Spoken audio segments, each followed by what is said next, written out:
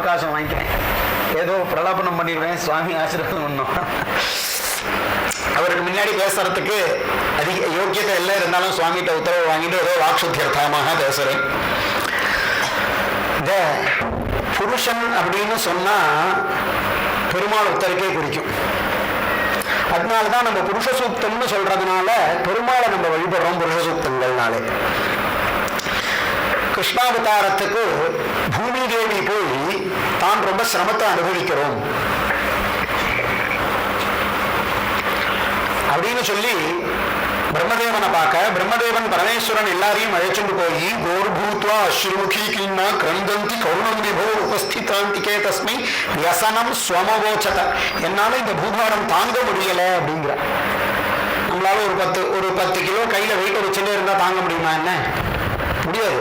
ஏதோ கொஞ்சம் தூரம் எடுத்துன்னு போகலாம், ரொம்ப நேரம் தாங்க முடியாது. பூமி இவ்வளவு பாரத்தை தாங்குறா, நம்ம ஒன்ன பாரமானா? பூமிக்கு மனிதர்கள் பாரம் இல்லை, பகவானுக்கு சம்பந்தப்படாத சரீரம் எது இருக்கோ அது அத்தனையும் பாரம்னு அவனை கருதுறான்.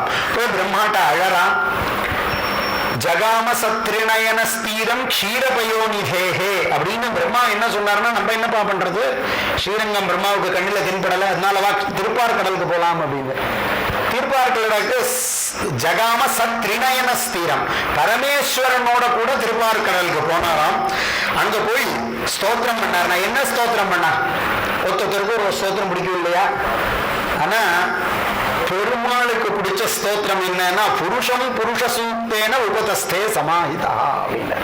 புருஷ சூக்தத்தினால புருஷம் புருஷ சூக்தேன, அந்த புருஷனாகிய பகவான புருஷ சூக்தத்தினால வழிபட்டாள் அப்படின்னு. இப்போ புருஷன் அப்படின்னா என்ன அர்த்தம்னா, பல வியாக்கியானங்கள் இருக்கு.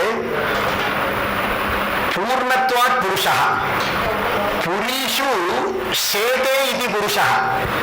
பூர்ணத்வாத், அவன் ஒருவன் தான் பூர்ணமானவன், மிச்ச அத்தனையுமே அபூர்ணம் தான். அவன் இருக்கிறதுனாலதான் எல்லாமே பூர்ணமாக விளங்கிறது, அதனால அவன் பூர்ணத்வாத் புருஷா. புரீஷு சேதே இது புருஷா. அதுவா இந்த ஹிருதயாக வியாபியனா புண்டரீகம்னு வருமே நாராயணோபனிஷத்துல, வியாபிய நாராயண ஸ்தித அந்தர்ப சர்வம் வியாபிய நாராயண ஸ்திதः நீலதோ அனந்தமவ்யயம் கவியும் சமுத்ரேந்தம் விஸ்வசம்புவம். தாமரை தலைகீழ் அப்படி குப்பிருத்துன்னு இருக்கும். அந்த புண்டரீக கோஷம் பிரதீக கோஷ பிரதீகாசகம் ஹிருதயம் சாப்யதோமுகம்.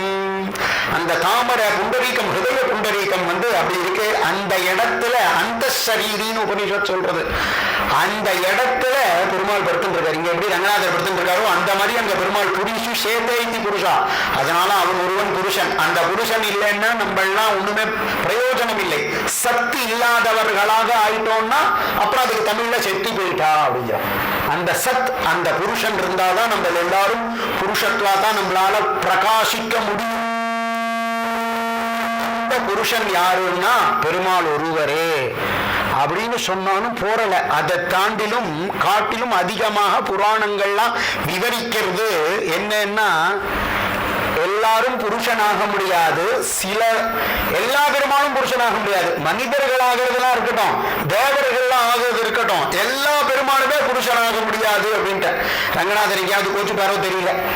யாரு புருஷனாகலாம் அப்படின்னா புருஷோத்தமன். எல்லாரும் புருஷனாகலாம். புருஷோத்தமன் யாருன்னா அந்த புருஷோத்தம கஷேத்திரம்னு சொல்லக்கூடிய இடத்துல எவர் பிரகாசிச்சுருக்காரோ அந்த பூரி ஜெகநாத சுவாமி தான் புருஷோத்தமன் பேராம் அவருக்கு.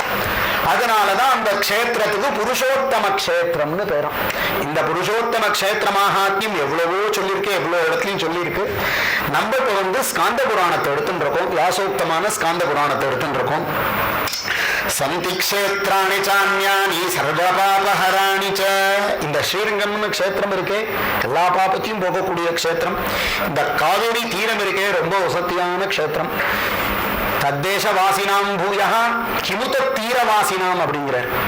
காவேரி தோயமாசிரித்ய வாத்தோயத்திர பிரவர்த்ததே. இந்த காவேரி இங்கேருந்து ஆரம்பிச்சு எங்கெல்லாம் இப்ப நமக்கு காத்து வீசுறது, எந்த காத்து வீசுறது? இந்த காவேரியினுடைய காத்து தான் வீசுறது. சுவாமி முதல்ல சாதிச்ச காவேரியில ஜலம் குறைவா இருக்குன்னு. குறைவா இருந்தாலும் நம்மளுடைய பாக்கியவசம் பின்னாடி காவேரியில ஜலம் இருக்கு, கொஞ்சோன்று இருந்தாலும் இருக்கு. அப்ப அந்த தீர்த்தம் காவேரியினுடைய ஒரு குளிர்ச்சி எடுக்கணும் தான் நமக்கு வீசுறது இல்லையா? காவேரி தோயமாசிரித்திய வாத்தோயத்திர பிரவர்த்தது. நமக்கு இந்த காத்தெல்லாம் காவேரியினுடைய காத்து வீசுறது. தத்தேச வாசினாம் பூயா, அங்கேயே வாசம் பண்ணக்கூடியவாளை கேட்க வேண்டுமா அப்படிங்கிறார். அது போல கேவலம் முசல ஸ்நானம் சப்த ஜன்மாக நாசனம் அப்படிங்கிறார். இந்த காவேரியில ஸ்நானம்னு சொன்னா ஏதோ போய் குளிச்சுட்டு வரதெல்லாம் ஸ்நானம் கிடையாது. ஸ்நான பஞ்சாங்க உச்சியத்தே, அஞ்சு அங்கம் கொண்டது ஸ்நானம். ஏதோ போய் அப்படியே முங்கிட்டு வரதில்லை. அகமர்ஷனம், சூக்தம், சிகோதகம், வாசோதகம், தர்ப்பணாதிகள்லாம் பண்ணி இரண்யசிங்கம்ங்கிற மந்திரங்கள்லாம் சொல்லி முங்கி எழுந்தோமானால் அதுதான் ஸ்நானம். அதெல்லாம் சாதாரணத்துக்கு காவேரி தீபத்துக்கு கிடையாதான். காவேரியில கேவலம் முசல ஸ்நானம். உலக்க இருக்கு பாருங்க, கார்த்தால மிளகா குத்திருப்பா, இடிச்சிருப்பான். அந்த மிளகா வாசனை வரக்கூடாது, அந்த மிளகாவுடைய சுவை வரக்கூடாதுன்னு என்ன பண்ணுவா? வெள்ளத்தை இடிக்கணும்னா ஒரு ஜலத்துல முக்கி எடுக்கிறது போல அப்படியே போய் முக்கின்னு வந்தா கூட அந்த உலக்கிய அலம்புறது போல நாம் போய் இந்த காவேரியில ஸ்நானம் பண்ணாலும் 7 ஜென்மம் அவனுடைய பாப்பத்தை போக்கிடுமா. அப்பேற்பட்டதாகிய க்ஷேத்திர மகிமையுடைய காவேரி தீரம் இந்த க்ஷேத்திரத்துல ரத்யாசுனா மன்யதமோ பவேயம். இந்த இந்த ஸ்ரீரங்கத்துல ஒரு நாயானா பிறக்க மாட்டேனா? இந்த ஊரிலே காணி இல்லை, உறவு மற்றொருவர் இல்லை. இந்த ஊர்ல ஒரு காணி இல்லை, எதுலையுமே பற்று இல்லாத ஆழ்வார் இருக்கு. வருங்கல இங்க இடம் வேணுங்கிற ஸ்ரீரங்கத்துல இப்ப இருக்கிற ஸ்கொயர் ஃபீட்டை பார்த்தா ஆழ்வார் என்ன சொல்லியிருப்பாருன்னு தெரியல. ஊரிலே காணி இல்லை, இப்ப ஊரிலே காணி இல்லை, இந்த ஸ்ரீரங்கத்துல இடம் வேணும். அப்ப அவர் எங்க வெளிய நெல்லூர்லயா போய் வாங்குவார் ஆழ்வார்? வீதியில தான் வேணும் அவருக்கு, பெருமாள் வர வீதியில தான் வேணும். எங்கேயோ மேலூர்ல போய் ஸ்ரீரங்கம்ல எங்கெல்லாம் பின்கோடு இருக்கோ அங்கெல்லாம் அவருக்கு வேண்டாம். ஊரிலேன்னா பெருமாள் பக்கத்துலன்னு அர்த்தம். அந்த தெரு சப்த பிராகார மத்தியத்துல அவருக்கு இடம் வேணும். ஊரிலே காணி இல்லைன்னு அபிமானத்துல சொல்லல, கௌரவம், க்ஷேத்திர கௌரவம் ஒரு பெருசா இருக்கு. அபிமானத்தினால வந்த விஷயம். அவளுக்கு அபிமானம் இல்லை. அபிமானம்னா பக்தார்ட்டையும் பகவான்டையும் அபிமானம் உண்டு, வேற இடத்துல அபிமானம் கிடையாது. அப்பேற்பட்ட க்ஷேத்திரமாகிற இந்த ஸ்ரீரங்க க்ஷேத்திரம்னா எல்லா பாப்பத்தையும் போக்குறது தான். அதுல ஒன்றும் ஆச்சரியம் கிடையாது. ஸ்ரீரங்க க்ஷேத்திரத்துல எல்லா பாபம் போகும் தான். இருந்தாலும் ஏதத் க்ஷேத்திரம் வரஞ்சாஸ்ய பபர்பூதம் மகாத்மனஹ, எல்லா க்ஷேத்திரத்தை காட்டிலும் ஒரு ஆச்சரியமான க்ஷேத்திரம் இருக்குப்பா. அது எப்பேற்பட்டதாகிய க்ஷேத்திரம்னா எல்லா க்ஷேத்திரத்திலும் பாபம் போகும்னு சொன்னா அதுக்கு ஒரு லிமிட் உண்டு. சர்வே நியமா சாபவாதாக, எல்லாத்துக்கும் ஒரு சட்டத்திட்டம் உண்டு. இந்த மாதிரி இருந்தா இதற்கு இது உட்பட்டது, இல்லைன்னா கிடையாது அப்படின்னு ஒண்ணு சொல்லுவா இல்லையா? அது போல எல்லா க்ஷேத்திரத்திலும். ஆனா அந்த க்ஷேத்திரம் அந்த மாதிரி கிடையாது. பூரி க்ஷேத்திரம் எப்பேற்பட்ட க்ஷேத்திரம் அப்படின்னா எல்லா பாபத்தையும் போக்கடிக்க கூடியதா இருக்கு. சட்டத்திட்டத்துக்கு உட்படாத பாபத்தை போக்கடிக்க கூடிய ஒரு க்ஷேத்திரம், மோட்சத்தை கொடுக்கக்கூடிய ஒரு க்ஷேத்திரம் பூரி க்ஷேத்திரம், புருஷோத்தம க்ஷேத்திரம் அப்படின்னு. சர்வம் வியாசோச்சிஷ்டம் ஜெகத் சர்வம். இந்த உலகம் முழுக்க எந்த கிரந்தம் கிடைச்சாலும் வியாசருடைய உச்சிஷ்டம் தான். அது யாருடைய கவித்துவமா இருந்தாலும் இனிமே வியாசர் தான் அதுக்கு மூலபூதம். ஏன்னா வியாசர் வியாசாரிய விஷ்ணு ரூபாக, வியாசர் விஷ்ணுடைய சுரூபம்.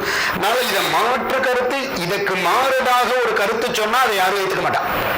அதனால பாரதத்தை பஞ்சமோ வேதம்னு சொல்றது, ராமாயணத்தை வேத பிராச்சேதாசி சாட்சாத் ராமாயணாத்மனாம்னு சொல்றது. இதுல விரோதமான கருத்து இருந்தா ஏத்துக்கவே மாட்டா. வேதத்துக்கு உட்பட்ட கருத்தா இருந்தாதான் ஏற்றுப்பா. வேதம் என்ன சுதந்திரமா, வேதம் என்ன சொல்லணும்னா தன்னுடைய ராஜ சம்மிதை, காந்தா சம்மிதை கிடையாது புராணம் போல. இருந்தாலும் வேதம் என்ன சொல்லணும்னா பிரம்மவாதினோ வதந்தி, பிரம்மவாதினோ வதந்தின்னு சொல்லும். பிரம்மத்தை அறிந்த ஞானிகள் இவ்வாறாக பேசுகிறார்கள் அப்படின்னு தான் அது சொல்லும். தன்னோட சுதந்திரமா சொல்லாது வேதம். ராஜ சம்மிதையா இருந்த போதிலும் அப்படிதான் வேதம் பேசும். அப்ப இந்த வியாசருடைய வச்சனங்கள் இதெல்லாம் நம்ம சொல்றது. க்ஷேத்திரம் விஸ்திருதம் தசயோஜனீஹி, அந்த உத்தமமான க்ஷேத்திரம் தான். வபர்பூதம் மகாத்மனா, எல்லா க்ஷேத்திரத்திற்கும் அங்கமாக கொண்டது மிச்ச பகவானுக்கு அங்கமா இருக்கக்கூடியதா இருக்கும் சில க்ஷேத்திரங்கள்லாம். ஆனா இந்த க்ஷேத்திரம் சாட்சாத் பகவானுடையதான மொத்த திருமேனியும் புருஷோத்தம க்ஷேத்திரம்னு சொல்லக்கூடியது அப்படிங்கிற 128 கிலோமீட்டர் ஒரு தசயோஜனம் அப்படின்னு சொல்றார். தசயோஜனம்னா சுமாராக 128 கிலோமீட்டர் சரௌண்டிங் இருக்கக்கூடியதாகிய க்ஷேத்திரம் இந்த புருஷோத்தம க்ஷேத்திரம்ங்கிறது. இந்த பூமியில எந்த பகுதியாக அது இருக்கு அப்படின்னு சொல்றாருன்னா ஆழ்வார் சாதிக்கிறார் இல்லையா? பெற்ற தாயினும் 1000 செய்யும் அப்படிங்கிற. அப்ப பெருமாளுக்கு அடுத்தது யார சொல்றாரு ஆழ்வார் அப்படின்னா தாயார தான் சொல்றாரு இல்லையா? பெற்ற தாயினும் 1000 செய்யணும், வேற யாரையும் சொல்லல. அப்ப நமக்கு தாயார் எப்பேற்பட்ட ஒரு முக்கியமான வேதம் சொல்றது, மாத்ருதேவோ பவ, அம்மா. அம்மாவை சொல்றது இல்லையா? ஏன் அப்பேற்பட்ட அம்மாவுக்கு என்ன அப்படின்னா, அந்த அம்மா தான் நமக்கு என்ன பண்றா, தன்னுடைய ரத்தத்தையே பாலாக மாத்தி கொடுக்குறா. இன்னைக்கு கூட பாருங்க, பாரத தேசத்துல ஹாட் டே அப்படின்னா ஹிருதயத்தை பத்தி ஒரு நாள் கொண்டாடுறா, முடிஞ்சு போச்சு. அடுத்து ஏதாவது கிட்னிக்குன்னா அதுக்கு ஒரு நாள். காதலர் தினம் அப்படின்னா ஒரு நாள், முடிஞ்சு போச்சு. அதோட என்ன வாலண்டியர் டேவா, என்னடேப்பா ஏதோ ஒரு டே, வேலண்டைன் டே, எல்லாம் ஒரு நாள் தான். ஆனா இந்த தாயார் குழந்தைக்கு பால் கொடுக்கக்கூடிய ஒரு சமாச்சாரத்தை எவ்வளவு நாள் கொண்டாடுறா? 7 நாள் கொண்டாடுறா இல்லையா? அப்ப அந்த தாயார், அந்த தாய்மைங்கிறது ரொம்ப ஆச்சரியம். அதுல விகார புத்தி கிடையாது. அந்த தாய்மைங்கிறது நம்ம சம்ஸ்காரத்துக்கு உதாரணமே அந்த சன்யபானத்தை தான் சொல்றது. கிருஷ்ணருக்கு தேவகி ஸ்தனந்தயாய நமஹ அப்படிங்கிற அந்த பெருமையை கொடுக்கணும்னு பெருமாள் ஆசைப்பட்டார். அவ தாயாருக்கு அந்த பெருமையை தான் பால் பெருகணும்னு ஆசைப்பட்டார். அதனால தேவகி ஸ்தனந்தயனான கிருஷ்ணன் இல்லையா? அப்ப அந்த தாய்மை அழகு. அத மாதிரி அந்த ஸ்தனத்தினுடைய பாகத்தில் இருக்காம இந்த பூரி கஷேத்திரம், பிருத்திவியை காஞ்சியை இடுப்புன்னு சொல்றோம் இல்லையா? அது போல அந்த புருஷோத்தம கஷேத்திரம் குழந்தை ஜீவிக்கிறதுக்கு ஒரு மினிமமா 6 மாசம், மேக்சிமமா 1 வருஷம் குழந்தைகளுக்கு ஜலம் கூட கொடுக்க கூடாதுங்கிற டாக்டர்.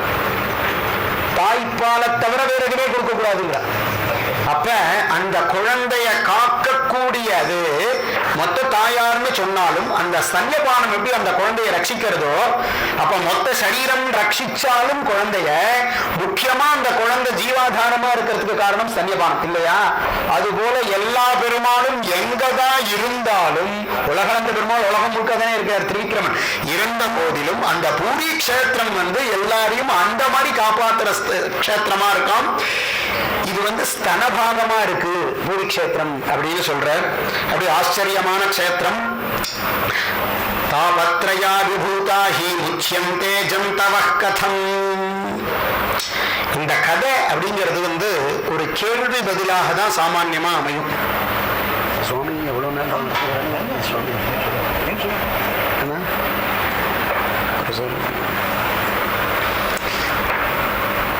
அதாவது நல்ல பிரஷ்னம் வரவேற்கப்படுகிறது. இந்த சனாதன மதத்துல கேள்வி கேட்காதுன்னு யாரையும் சொல்ல மாட்டான். நியாயமான கேள்வி கேட்டுள்ளலாம். ஆனா நம்மளுடைய சாஸ்திரத்துல இன்னும் ஒரு ஆச்சரியம்னா, கேள்வி கேட்கறதுக்கு பிரசங்கமே இல்லை. எல்லா ஆச்சாரியரும் ஒரு கிரந்தம் பண்றான்னு சொன்னா அவளே பூர்வபக்ஷா, அவளே சித்தாந்தம் பண்ணிடுவா. இனிமே கேள்விக்கான பிரசங்கமே கிடையாது. அதுக்கு மேல கேள்வி கேட்கறதுக்கு யாருக்காவது தகுதி இருந்தா கேட்கலாம். சாஸ்திர கிரந்தங்கள்லாம் அப்படி. ஆனா புராணங்கள்லாம் கேள்வி பதிலாக கேள்வி பதிலாக கேள்வி பதிலாக தான் அமையும். அப்ப இது எப்படி அமைஞ்சிருக்கு இந்த புருஷோத்தம கஷேத்திர மகாத்மியம் அப்படின்னா, ஜெய்மினின்னு ஒரு மகரிஷி, அவர் தான் மீமாம்ச சூத்திரங்கள்லாம் பண்ணவர். அந்த ஜெய்மினி மகரிஷியை ரிஷிகள்லாம் கேள்வி கேட்கிறார். அப்ப கேள்வி கேட்டும் பொழுது அவளுக்கு பதில் சொல்றதாக இந்த புருஷோத்தம கஷேத்திர மகாத்மியம் அமைகிறது. தாபத்ரயங்களையும் போக்கக்கூடிய ஒரு கஷேத்திரம் உண்டாகி சொல்லுங்க. முச்சியத்தே ஜந்தவஹ கதம். ஒரு இடத்துல ஒண்ணு போகும். இப்ப இந்த குருசீலத்துல பெருமாள் இருக்கா இல்லையா, அங்க போனா அவன் என்ன சொல்றா, பெருமாள் செங்கோல் வச்சுருக்காரு. எதற்கு? ராஜபரிபாலனம் பண்றதுக்கா அப்படின்னா, பில்லி சூன்யங்கள்லாம் போக்குறதுக்கு, நம்மளுக்கு பிடிச்ச பைத்தியத்தெல்லாம் ஓடுறதுக்காக பெருமாள் அங்க ஜலத்தை வச்சு நடிக்கிறார். குணசீல மகரிஷி அதுக்காக தபஸ் பண்ணார். நம்மளுடைய பிறந்த குழந்தை 5 வயசு ஆச்சுன்னா டென்ஷனா இருக்கு அப்படிங்கிறது பாருங்க. டென்ஷன் சப்தார்த்தமே என்னன்னு தெரியல, எங்க போய் பாக்குறதுன்னு தெரியல. டென்ஷன் சப்தார்த்தம் நமக்கு அர்த்தம் தெரியாது. ஆனா குழந்தை 5 வயசு குழந்தை டென்ஷனா இருக்குங்கிறது இங்க இருந்து அந்த டென்ஷன் அதெல்லாம் தெரியல. அதெல்லாம் அப்ப இந்த மாதிரிலாம் கலியில பௌத்திகானாஞ்ச பாவானாம் சக்தி கிராசஞ்ச தத்கிருதம்னு வியாசரிட முன்னாடியே பார்த்துட்டார். இந்த ஜனங்கள் சாரீரகமாவும் மானசிகமாவும் தாபத்துல பாதிக்கப்பட போறான்னு தெரிஞ்சுதான் இதி பாரதமாக்கியானம் கிருபையா உன்னினா கிருதம். இந்த மாதிரி நீ கிருப பண்ணி பாரதத்தை பண்ணானா நமக்கெல்லாம் பைத்தியம் பிடிக்க கூடாதுன்னு பாரதம் எவ்வளவு ஸ்லோகம்னே தெரியாது, எவ்வளவு பர்வானே தெரியாது, ஒண்ணுமே தெரியாது. அந்த பாரத தூக்கி எங்க இருக்குன்னே தெரியாது, புஸ்தகம் எங்க கிடைக்கும்னு தெரியாது. அவ்வளவு பெரிய புஸ்தகத்தை யார் வாங்கி வச்சுக்கிறது? அதனால அவ்வளவு கிருபை பண்ணி அவர் பண்ணார். தாபத்திரயங்கள்லாம் நிவர்த்தியாக கூடியதாக ஜனங்களுக்கு எப்படி தாபத்திரயங்கள்லாம் நிவர்த்தியாகும் அப்படின்னு கேள்வி கேட்க, அப்ப இந்த பிரம்மதேவர் என்ன பண்றாருன்னா, பிரம்மதேவருக்கு மனசுல இப்படி ஒரு எண்ணம் உண்டாருதான். ஜகத்தை சிருஷ்டி பண்ணிட்டார், சிருஷ்டி பண்ண ஜனங்களை காப்பாற்ற வேண்டியது அவளுடைய பொறுப்பு இல்லையா? அதை எப்படி காப்பாற்ற? கிரகத்தை கட்டுறாருன்னா அந்த கிரகத்தை சம்ரட்சிக்க வேண்டியது அவளுடைய பொறுப்பு இல்லையா? குழந்தைகள்னா குழந்தைகளை சம்ரட்சிக்க வேண்டியது தாயார் தகப்பனாருடைய பொறுப்பு இல்லையா? அதனால பிதாமகர்னு பேரு, பீஷ்ம பிதாமகர் வேற, பிரம்மா என்ன பண்ணாருன்னா, ஜனங்களை எப்படி நாம் காப்பாற்ற போறோம், தாபத்திரயங்கள்லேருந்து எப்படி இவா நிவர்த்தியாகி வரப்போறான் அப்படிங்கிறது பிரம்மாவுக்கே கவலை வந்துடுத்து. அதனால அந்த பிரம்மா என்ன பண்ணாருன்னா, பகவானை பார்த்து ஸ்தோத்திரம் பண்ணார். பிரம்மாவுக்கு தெரிஞ்சது ஒண்ணு ஸ்தோத்திரம் தான், தபஸ் தான். கோஹவை நாம பிரஜாபதி கஹா விசாரம் பண்ணிட்டே இருப்பார் அவர். அதனால அந்த பிரம்மதேவன் என்ன பண்ணாரு அப்படின்னா, இதை எப்படி ஜனங்களுக்கு நாம் ஹிதத்தை பண்ணலாம், ப்ரிவென்ஷன், வரும் முன் காப்போம். வந்ததுக்கு அப்புறம் தலையை சொல்லிற பாலிசி கிடையாது, வரும் ப்ரிவென்ஷன் தான் எல்லாமே, முன்னதாக ஏற்பாடு பண்றது. வந்ததுக்கு அப்புறம் என்ன பண்றதுன்னு இப்போ பிரம்மதேவர் இப்படி கவலைப்பட்டு இருக்கிறச்சு, என்ன ஒரே வழி, ஜெகதேக சரண்யம் பகவான் தான். பகவானை போய் ஸ்தோத்திரம் பண்ணார். பகவானை ஸ்தோத்திரம் பண்ணதுமே பகவான் அவருக்கு சந்தோஷப்பட்டார். பகவானை பார்த்து அவர் ஸ்தோத்திரம் பண்றார், சுவாமி என்விஸ்வாச சமுத்பூதம் சப்த பிரம்ம திரிதா பவேத். நான் சிருஷ்டிகர்த்தான்னு ஏதோ சும்மா சொல்லிட்டு இருக்கேன், நான் ஒரு டம்மி பீஸு. பகவான் கீதையில சொல்றாரு இல்லையா, மயை நீதம் நிகிதா பூர்வமேவே நிமித்த மாத்திரம் பகவதிய சாட்சி. அப்பா நான் இவ அத்தனை பேரையும் அடிச்சும் கொலை பண்ணியாச்சு, வெறும் செத்த பாம்பை நீ அடிக்க போற அடிடா அப்படின்னு. சும்மா நீ ஒரு உப்புக்கு சப்பானி, சும்மா நீ ஒண்ணுமே கிடையாது பண்ணுடா அப்படின்னு. அதுக்கப்புறம் அர்ஜுனன் கிளம்பினான். அப்பப்ப அவனுக்கு இது மாதிரி தார் குச்சி போடணும். அப்ப நம்மள போலதான் பாடசாலை வித்தியார்த்திகள் மாதிரி தார் குச்சி போட்டா சட்டுன்னு ஒரு 4 நாள் வேகமா இருப்பான்னு திருப்பி கொடுவான். அந்த மாதிரி பகவான் அர்ஜுனனுக்கு தார் குச்சி போட்டுட்டே இருப்பார். பாடசாலை குழந்தைகளுக்கு அதெல்லாம் புரியும். அந்த மாதிரி அர்ஜுனனுக்கு பகவான் போட வேண்டியதா இருந்தது, போட்டார். அப்ப இங்க என்ன சொல்றேன்னா, என் விஸ்வாச மபூத், பகவானுடையதான மூச்சு காற்று இருக்கு பார்த்தேளா, அந்த நான் ஏதோ சும்மா நான் என்னாலும் இந்த சிருஷ்டி ஆகல சுவாமி, என்ன எல்லாரும் சிருஷ்டிகர்த்தான்னு சொல்றான், அவங்க சிருஷ்டிகர்த்தா கிடையாது. அப்ப நான் யாருன்னா, உங்களுடைய மூச்சு காற்று உண்டாச்சு, உங்களுடைய மூச்சு காற்றுலேருந்து உண்டான வேதம் இருக்கு பார்த்தேளா, அந்த வேத பிரக்கிரியை வச்சுதான் இந்த லோக சிருஷ்டியாச்சு சுவாமி, நான் வெறும் சாட்சி பூத்தம் அப்படிங்கிற திரிபாபவத்து, மூணாக மாறித்தான் பகவானுடைய மூச்சு காற்று. மூணு இப்ப நமக்கு சொல்றாளே, நம்ம இழுக்கிறது ஒரு காத்து, விடுறது ஒரு காத்துங்கிற பத்தில பிராணம் ஏகம் அந்யத்வே வேதத்துல சொல்லப்பட்டிருக்கு இல்லையா, பிராணம் ஏகம் அந்யத்வே H2O அவா. இதுல என்ன இருக்கு ஜலத்துல, அது போல அது மூணாக மாறித்தான்.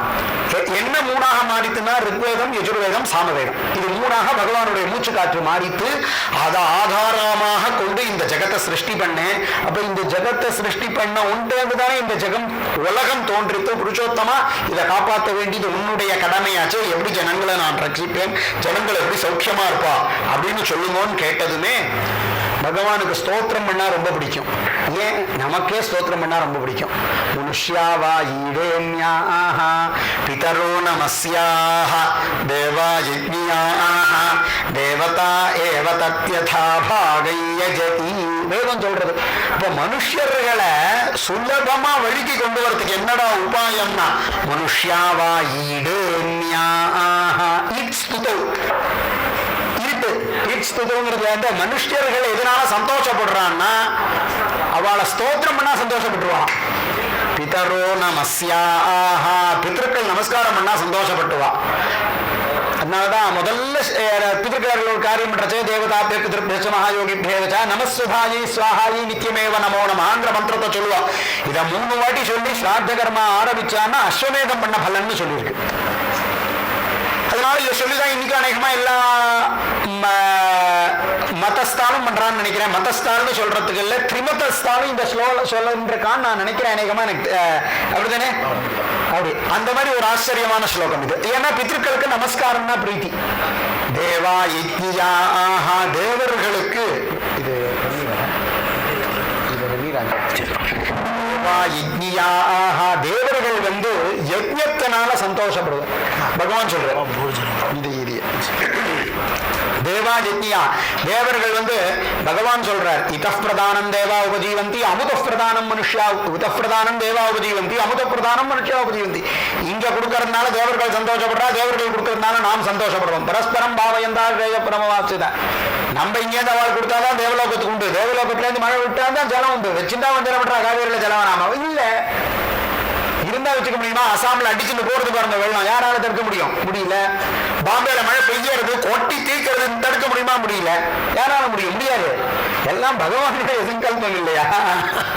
வேணும் எல்லாம் பகவான் வசமா நடக்கிறது. அதனால யாரால இதை தடுக்க முடியும்? இப்ப அதிவிருஷ்டி அனாவிருஷ்டி எல்லாம் பகவத் சங்கல்பத்தினால நடக்கிறது இல்லையா? அப்ப தேவா யஜ்ஞா தேவர்களை யாகம் பண்ணி திருப்திப்படுத்தினோமானால்தான் நமக்கு வேண்டியதை சரியான சமயத்துல சரியா கொடுப்பாரு. இல்லைன்னா அதோடைய அவ கையில சாவி இருக்கிறதா அவ வேணுங்கிறச்சே திறந்து தானே நான் பூட்டுவா, வேணுங்கிறச்ச தானே சாவியை திறப்பா. நம்ம ஐச்சாட்டியம் பண்ணிட்டே இருந்தா சாவியை திறந்து விடுவாளா? ஒரேடியா திறந்து விட்டுருவா, இல்ல திறக்கவே மாட்டான். அதனால ஜாக்கிரதையா நம்ம உபயோகப்படுத்தினோம்னா எல்லாம் சௌக்கியமா இருக்கும். இல்லைன்னா இப்படி சிரமம் வர வேண்டியதுதான். அப்படி இப்படி இருக்கிறதுனால அந்த பகவான் எப்பேற்பட்டவர் அப்படின்னா நிஜஸ்தோதாரண பிரியா. நம்ம எல்லாமும் ஸ்தோத்திரத்துக்கு வசப்படுவோம். ஆனா நம்ம ஸ்தோத்திரம் பொய்மையான ஸ்தோத்திரம். இன்னைக்கு நல்லவரா இருக்கிறவா நாளைக்கு கெட்டவாளா மாறிடுவா. இன்னைக்கு 12 திருமணம் நாளைக்கு பார்த்தா ஒத்த கோடுல இருக்கும். அடுத்த நாள் அது குங்குமமா மாறும். ஏன்டா இப்படி மாறுறேன் மாறுபடாது ஓட்டணும், தார் குச்சி போடணும், மாறும். ஏன் சுபாவம்? நான் ஒரு இதை சொல்லல, எல்லாருடைய மனுஷ சுபாவம் இறங்குறதுக்கு ஆஸ்லதேத அப்படிங்கிற அப்படியே தேஞ்சுட்டே வர சுபாவம் தான் மனுஷனுடைய சுபாவம் இல்லையா? 12 6 ஆகும், 3 ஆகும், 2 ஆகும், 1 ஆகும், அப்புறம் ஒரு குங்கும போட்டாகும், அப்புறம் ஒண்ணுமே இல்லாம போகும். இந்த மாதிரி எல்லாம் வரக்கூடாதுன்னா மனுஷன், ஏன்னா நமக்கு ஸ்வபாவம் மனித ஸ்வபாவம் மாறக்கூடிய ஸ்வபாவம் இல்லையா? சலனமான ஸ்வபாவம் உடைய மனிதர்கள். பகவானுடைய ஸ்தோத்திரம் அப்படி இல்லை. அவன் அவாப்த சமஸ்த காமன்னா நேத்திக்கும் அப்படிதான், இன்னைக்கும் அப்படிதான், நாளைக்கும் அப்படிதான், மாறவே மாறாது. நித்திய திருப்தன்னா நேத்திக்கும் இன்னைக்கும் நாளைக்கும், கிருபா சிந்துனா நேத்திக்கும் இன்னைக்கும் நாளைக்கும், தீனபந்துவனா நேத்திக்கும் இன்னைக்கும் நாளைக்கும். நேத்திக்கு ஏழையா இருக்கிறவனுக்கும் அவன் தான் தீனபந்து, இன்னைக்கு பணக்காரனானவனுக்கும் அவன் தான் தீனபந்து, நாளைக்கு அவன் பிச்சை எடுக்க வந்தாலும் அவனுக்கு தான் பகவான் தான் தீனபந்து. தீனபந்துன்னு அவனுக்கு மாறாது, நமக்கு மாறும். நம்ம பிச்சை எடுக்கலாம், பிச்சை போடலாம், பிச்சை கேட்கலாம், அவன் மாற மாட்டான். அவன் ஒரே மாதிரிதான் இருப்பான் அந்த பகவான் இல்லையா? அதனால அவனுடைய ஸ்தோத்திரம் வேலிடிட்டியானது, நமக்கெல்லாம் கிடையாது. அதனால பிரம்மா ஸ்தோத்திரம் பண்ணதுமே பெருமாள் சந்தோஷப்பட்டுட்டார். சந்தோஷப்பட்டு பகவான் அவனுக்கு ஒரு காட்சி கொடுக்கிறார். பிரம்மதேவருக்கு பகவான் காட்சி கொடுக்கிறார். நீலஜீமூத சங்காசா. பகவானுக்கு அப்ராகிருதமான திருன்னு சொன்னாலும் அவருக்கு சில பிராகிருதமான ரூபத்தை வச்சுருக்க. யுகத்துல மாறுறாரே தவிர சாமான்யமா அவருக்கு பிடிச்ச ரூபம் என்னன்னா நீலமேகம். நீலமேக சியாமலன்னா பெருமாளுக்கு ரொம்ப பிடிக்குமா. ஜலம்னா அவருக்கு ரொம்ப பிடிக்கும். நீலமேகம்னா இங்க அந்த நீருண்ட மேகம் நல்ல கருப்பா இருக்கும். கருப்பா இருந்து திடீர்னு ஜலத்தை எடுத்து அப்படியே வருஷிக்கிறாப்புல இருக்கக்கூடிய கலரா அவருடைய நிறம். நீலஜீமூத சங்காச சங்க சக்கராதி சின்னிதா. பகவான் நீலமேக சியாமலனாக, சங்க சக்கர கதாதாரியாக, பீதாம்பரதாரியாக பகவான் சுருண்ட கேசம், அழகான நீண்ட நெத்தி, அதுல கஸ்தூரி திலகம் அழகா இட்டுருக்க, கருணாந்த விஸ்ரமா இருக்கக்கூடிய கண்கள், தாமரை போன்ற கண்கள், இங்கேயும் அங்கேயும் வீசக்கூடிய கட்டாட்சம், கொவ்வை பழம் போன்ற உதடுகள், கூர்மையான நாசி, முத்து வரிசையா இருக்கக்கூடிய பற்கள், கண்ணாடி ஒத்த கபோலம், அழகான காது, நீண்ட காது, அதுல மகர குண்டலங்கள் அசையறது, கண்ணாடி மாதிரி ரிஃப்ளெக்ட் ஆகுதா அவருடைய கண்ணத்துல.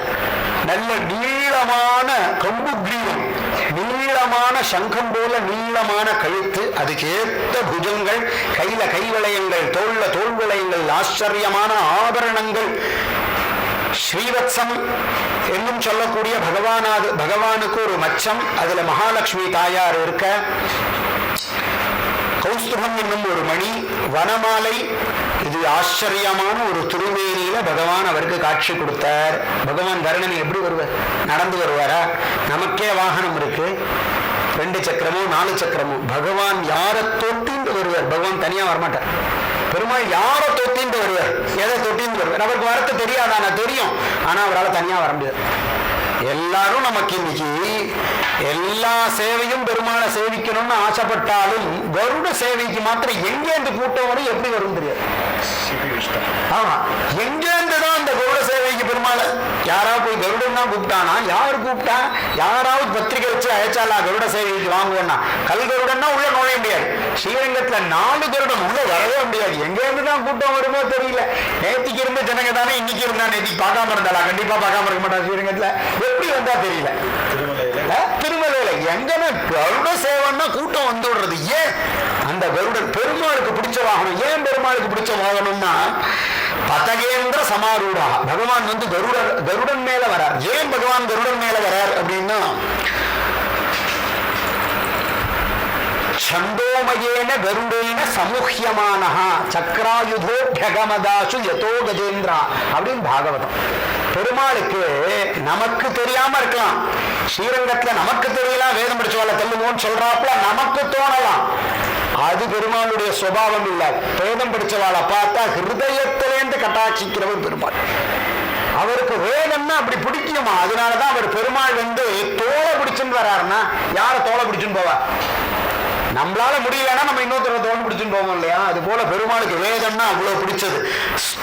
சந்தோமயேன கருடேன. அந்த கருடன் யாருன்னா வேதமயம் ஆகிய கருடன் அப்படின்னு. வேதமும் சொல்றது சுபர்ணோசி கருத்மான் திரிவர்த்தே சிரோகா ஜத்ரம் சக்ஷுஸ்தோம ஆத்மா சாமதே தனோர்யா பிரஹத்ரதந்தரே பக்ஷௌ யஜ்ஞாயஜ்ஞயம் புச்சன் சந்தாகஸ்யங்கானி திஷ்ணியாஹ ஷபாயஜூகும் ஷிநாம. இந்த கருடனுக்கு நம்ம ஒரு ஆகாரம் கொடுக்குறோம் இல்லையா? மூக்கு பெருசா இருக்கிற மாதிரி, கழுகு நகம் நீண்டு இருக்கிற மாதிரி. இதெல்லாம் வேதத்துக்கு தாற்பயம் இல்லை. வேதம் எப்படி சொல்றது? அந்த கருடனா சுபர்ணோ திரிவர்த்தே சிரஹா. அவருடைய சிரஸ் எப்படி இருக்குன்னா சாமத்துல வரக்கூடிய திரிவர்த்துன்னு சொல்லக்கூடிய சாமத்துல வரக்கூடியதாகிய சிரஸ் அவருக்கு. காயத்ரன் சக்ஷுஹு. காயத்ரம் இன்னும் சொல்லக்கூடிய சந்தஸ் அவருக்கு சக்ஷுசா இருக்காங்க கருடனுக்கு. அதனாலதான் எங்கிருந்து இருந்தாலும் கருடன் பாப்பார் கீழே. கருட பார்வைன்னு சொல்றோம் இல்லையா? எப்படி கருட பார்வைன்னா வேதமாகிற திருஷ்டி, அந்த திருஷ்டி சரியா இருக்கும். அதனால காயத்ர திருஷ்டி. காயத்ரன் சக்ஷுஹு ஸ்தோம ஆத்மா. யஜ்ஞத்துல ஸ்தோமம்னு சொல்லுவா. அந்த ஸ்தோமமே ஆத்மாவான் கருடனுக்கு. காயத்ரன் சக்ஷு ஸ்தோம ஆத்மா சாமதே தனு. அவருடைய சரீரம் எப்படி இருக்குன்னா சாமமயமா இருக்கான்.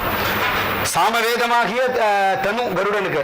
சக்ஷுஸ்தோம ஆத்மா சாமதே தனு. வாமதேவியம் பிரஹத்ரதந்தரே பக்ஷௌ. வாமதேவியம் பிரஹத்ரதந்தரம்ங்கிற சாமா 2 அழகா இருக்கான். அழகு இல்ல, ரக்கையா இருக்கு. ரக்கையா இருக்கு. சாமதே தனூர்வா சக்ஷுஸ்தோம ஆத்மா சாமதே தனூர்வா பிரஹத்ரதந்தரே பக்ஷௌ யஜ்ஞாயஜ்ஞயம் புச்சம். வால் என்னன்னா தோகை. யஜ்ஞாயஜ்ஞயம்னு சொல்லக்கூடிய சாமம். அப்ப அந்த கருடனை கண்டா பெருமாளுக்கு ரொம்ப பிடிக்கிறதுனா வேதம்னா பெருமாளுக்கு பிடிக்கும். அதனால பெருமாள் வந்து அவனுடைய முதுக பிடிச்சுண்டு பெருமாள் அந்த கருடன் மேல ஏறி உட்காந்துக்கிற. பாகவதத்துல பெருமாள் வந்து கஜேந்திர ஆழ்வார அனுகிரகம் பண்றதுக்கு எப்படி வந்தாருன்னு சொல்றாருன்னா வேதமாகிற கருடன் மேல் அமர்ந்து வந்தார் அப்படின்னு. அதனால பெருமாள் வேதத்தை விட்டுட்டு வரமாட்டார். அதனாலதான் எல்லா வாகனம் இருந்தாலும், எவ்வளவு வேகமா போற வாகனம் இருந்தாலும் அதெல்லாம் பெருமாளுக்கு இப்படி இக்னோர் பண்ணிட்டு கருடன் மேல உட்காந்து வேதம் அப்படின்னா பெருமாளுக்கு ரொம்ப பிடிக்கும். விடவே மாட்டார். கருட ஆழ்வார்னா அப்படி ஒரு ஆச்சரியம். பதகேந்திர சமாரூடா ஸ்புரத்வதன பங்கஜா. சிரிச்சுட்டே வராராம். அந்த சிரிப்பு எல்லாரோட ஹிருதயத்தையும் தொடக்கூடியதா இருக்கு. அப்படி பிரம்மதேவனுக்கு காட்சி கொடுத்தார். ஆவிராசி திஜஸ்ரேஷ்ட விவக்ஷு ஸ்புரிதாதரஹா. இப்படி அவருக்கு காட்சி கொடுத்தார். சுவாமி உனக்கு என்ன வேணும் அப்படின்னு. ஜனங்கள் எல்லாரும் கஷ்டப்பட போறா, அதுக்கு நீங்க அனுகிரகம் பண்ணணும். எல்லாருக்கும் நான் சந்தோஷமா, நீங்க எப்படி இருக்கீங்க? நான் சந்தோஷமா இருக்கேன். அப்ப நான் சந்தோஷமா இருக்கேன் அப்படின்னா இந்த சந்தோஷம் எல்லாருக்கும் வரத்துக்கு நீங்க அனுகிரகம் பண்ணணும். முடியாது அப்படின்னு. எல்லாரும் சௌக்கியமா இருக்கணுங்கிற எண்ணம் எல்லாருக்கும் வந்துவிடாது. அது யாரோ கொஞ்சம் சில பேருக்கு தான் வரும். தனக்கு மிஞ்சுதான் தர்மம்னு. ஞானிகள்லாம் அப்படி இருக்க மாட்டான். மற்றவா சௌக்கியமா இருந்தா நாம் சௌக்கியமா இருக்கலாம். தமிழ்ல ஒரு பழமொழி உண்டு, ஊரா வீட்டு குழந்தைய ஊட்டி வளர்த்தா தான் வீட்டு குழந்தை தானே வளரும் அப்படின்பா. அதெல்லாம் பழைய மொழியா போச்சு. அப்படிலாம் என்ன அர்த்தம்னே புரியாது, சப்தார்த்தமே புரியாது, அப்புறம் தானே அதோட பாவார்த்தம் புரியறதுக்கு. அதனால இவர் என்ன பண்ணாருன்னா எல்லாரும் சௌக்கியமா இருக்கணும்னு ஆசைப்பட்டார். அதனால எல்லாரும் க்ஷேமமா இருக்கிறதுக்கு என்ன வழி சுவாமி அப்படின்னு கேட்டார். அப்ப சொன்னார், நீ கேட்கறது ரொம்ப கஷ்டம், துர்லபம், இருந்த போதிலும் நீ வரனாக கேட்டுட்ட, அதனால நான் உனக்கு அதற்கான ஒரு உபாயத்தை சொல்றேன்ப்பா.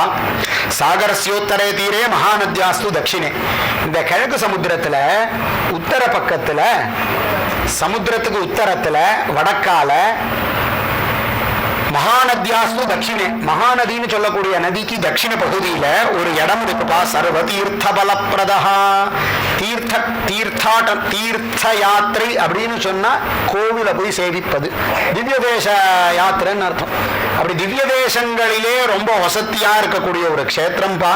பிருத்திவியாங் கோபிதஸ்தானம் தவச்சாபி சுதுர்லபம். இதுவரைக்கும் உனக்குமே தெரியாது பிரம்மதேவா, ரொம்ப என்னால் காப்பாற்றப்பட்டு வர்றது. சுராசுரானாம் துர்கேயம், தேவர்களுக்கு கூட தெரியாது, எல்லாம் தெரியக்கூடிய தேவர்களுக்கு கூட தெரியாது.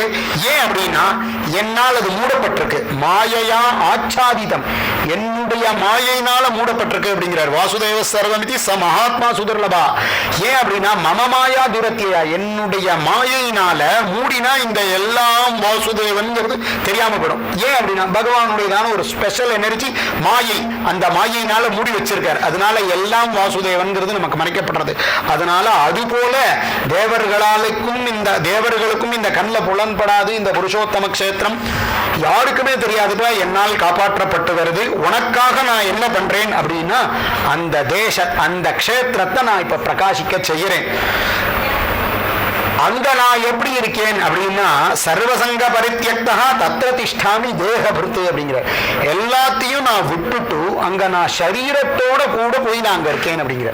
இப்ப பகவான் அம்சமா இருக்கலாம், கலையா இருக்கலாம், சரீரத்தோட இருக்காராங்க பகவான்.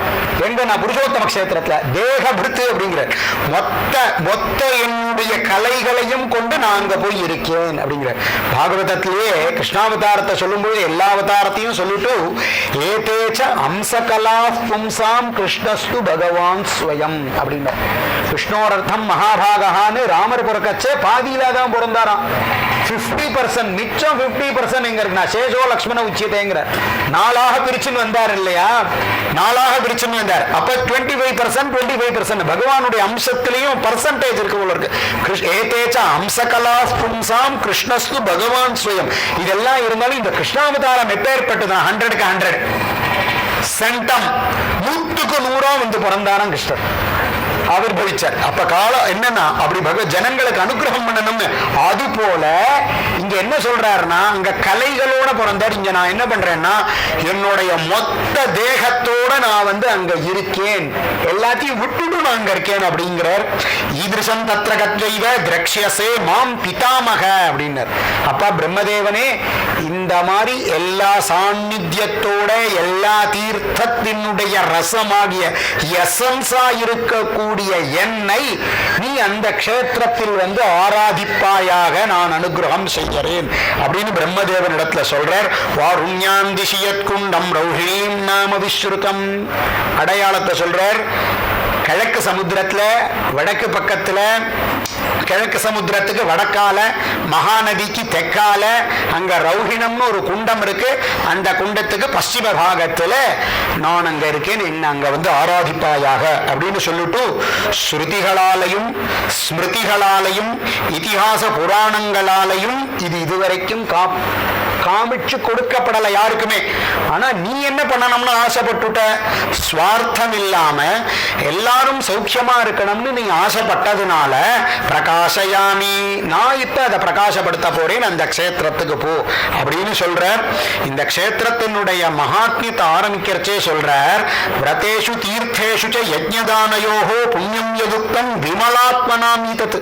இப்ப நம்மளாம் ஒரு புண்ணியம் பண்றோம்னு வச்சுக்கோங்களேன், அதுக்கு ஒரு இவ்வளவு % தான் அப்படின்னு.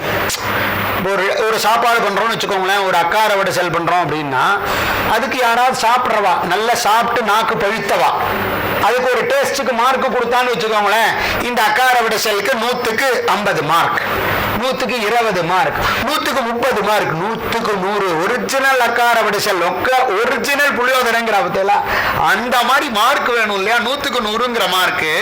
அப்ப அவர் சொல்றார், யார் எந்த கர்மா பண்ணா 100க்கு 100 மார்க் கிடைக்கும் அப்படின்னா விமலாத்மனாம் அப்படிங்கிற, யாருடைய சித்தம் சுத்தமா இருக்கோ அவளுடைய செயல்ல 100க்கு 100 மார்க் கிடைக்கும், இல்லைன்னா கிடைக்காது. இப்ப சித்தம் எப்படி சுத்தி ஆகும்? சித்தசிய சுத்தையே கர்ம. சித்தம் சுத்தமாகணும்னா கர்மா பண்ணிட்டே இருக்கணும்.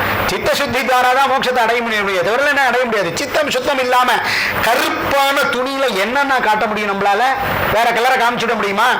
வெளுப்பான வஸ்திரத்துலதான் பல வர்ண சித்திர வர்ணத்தை காட்ட முடியும், இல்லைன்னா ஒன்றும் காட்ட முடியாது. வெளுப்பா இருக்கணும், சுத்தமா இருக்கணும், வெண்ண போல இருக்கணும், சுத்தமா. அதனால அப்பன் விமலாத்மனம், அந்த மாதிரி சித்தத்துல கல்மஷமே இல்லாத சாதுக்கள் இருக்கா பார்த்தேளா, அவளால செய்யக்கூடிய விரதங்கள், அவளால் செய்யக்கூடிய புண்ணிய கர்மாக்கள், அவளால் செய்யக்கூடிய யஜ்ஞங்கள், அவளால் செய்யக்கூடிய தானங்கள், அதெல்லாம் என்ன பலனை கொடுக்குமோ அது அனைத்தும் யஜ்ஞம்னு ஒத்த வார்த்தையில சொல்லிட்டேன். யஜ்ஞம்னா அதை பண்ணி பார்த்தா தெரியும். பகு ஜன சாத்தியம், பகு தின சாத்தியம், பகு தன சாத்தியம். எதுவே சுலபம். ஒரு யஜ்ஞம்னு ஒத்த வார்த்தையில உபன்யாசங்கள் சொல்லிட்டு இப்படி போயிடுவோம். நம்ம அந்த யஜ்ஞம் பண்ணி பார்த்தா தான் தெரியும் அது எவ்வளவு சிரமங்கிறது. பகு தின சாத்தியம், ரொம்ப நாளா மெனக்கிடணும். பகு ஜன சாத்தியம், பல பேர்கள் மெனக்கிடணும். பகு தன சாத்தியம், பல பேர் அதுக்கு சகாயம் பண்ணணும். அது இன்றைய காலகட்டத்தில் பெரிய விஷயம் இல்லைன்னு வச்சுக்கோங்க. தனம் இருந்தாலும் அவ்வளவு பேரோட கை வந்தால்தான் அது நடக்கும் அந்த யஜ்ஞம்ங்கிறது. அது சித்தசுத்தி உடையவா யஜ்ஞம் பண்ணா எப்படி இருக்கணும்? பாகவதத்துல பரதன் வந்து யஜ்ஞம் பண்றாச்சு வர்ணிக்கிறார். ஆச்சரியமா இருக்கும் பஞ்சமஸ்கந்தா அந்த கத்தியம். அப்ப தேவர்கள் அந்த ஹவேஷு அத்வர்யுரிகி ஹவிஷு கிருஹ்யமானேஷு அப்படிங்கிற அந்த பரதாழ்வார் எப்படி பண்ணுவார்னா, பரதாழ்வார்னா ராமாயணத்துல வர பரதாழ்வார் கிடையாது, பாகவதத்துல வர பரதன், ஜடபரதன். அந்த பரதன் வந்து யஜ்ஞம் பண்றச்சே எப்படி பண்ணுவார்னா, கையில யாகத்துக்கு இப்படி ஹவிசை எடுத்து வச்சிருந்தாருன்னா அவன் வந்து மந்திரலிங்கைஹி, அந்த மந்திரத்தினுடைய லிங்கம் சித்தம் சுத்தி அப்படியா இருந்து இந்த மந்திரத்துக்கான லிங்கம் யாருங்கிறத அவர் சிந்தனை பண்ணிடுவாராம்.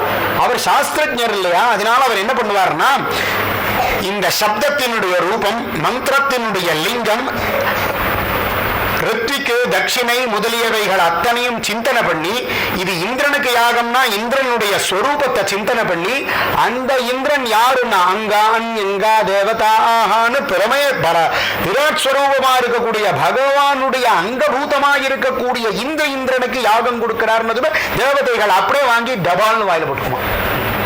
அந்த மாதிரியான பாவத்துல பரதன் வந்து யஜ்ஞம் பண்ணுவார் அப்படின்னார். அந்த மாதிரி யஜ்ஞம் சித்த சுத்தமா இருக்கக்கூடிய யஜ்ஞங்கள்லாம் பண்ணா என்ன நடக்குமோ, என்ன பலனோ, அகர்நிவாசால்லபகேது சர்வம். அந்த மாதிரி நான் ஒரு யஜ்ஞத்தை சொல்லல, இந்த மாதிரி எல்லா யஜ்ஞத்தினுடைய பலன் என்ன உண்டோ அகர்நிவாசாத், அகசப்தேன அகர் ராத்திரி இது கிராஹ்யா, ராத்திரி பகல் ஒரு நாள் அந்த புருஷோத்தம கஷேத்திரத்துல இருந்தோமானால் அது அத்தனையும் ஒரு நாள்லயே கிடைச்சிடுமா. யாகம் பண்ண வேண்டாம், யஜ்ஞம் பண்ண வேண்டாம், பண்ண வேண்டாம் இல்ல, அதனுடைய பலன் கிட்டும் இங்க அப்படிங்கிற அப்பேற்பட்டதாகிய கஷேத்திரம்.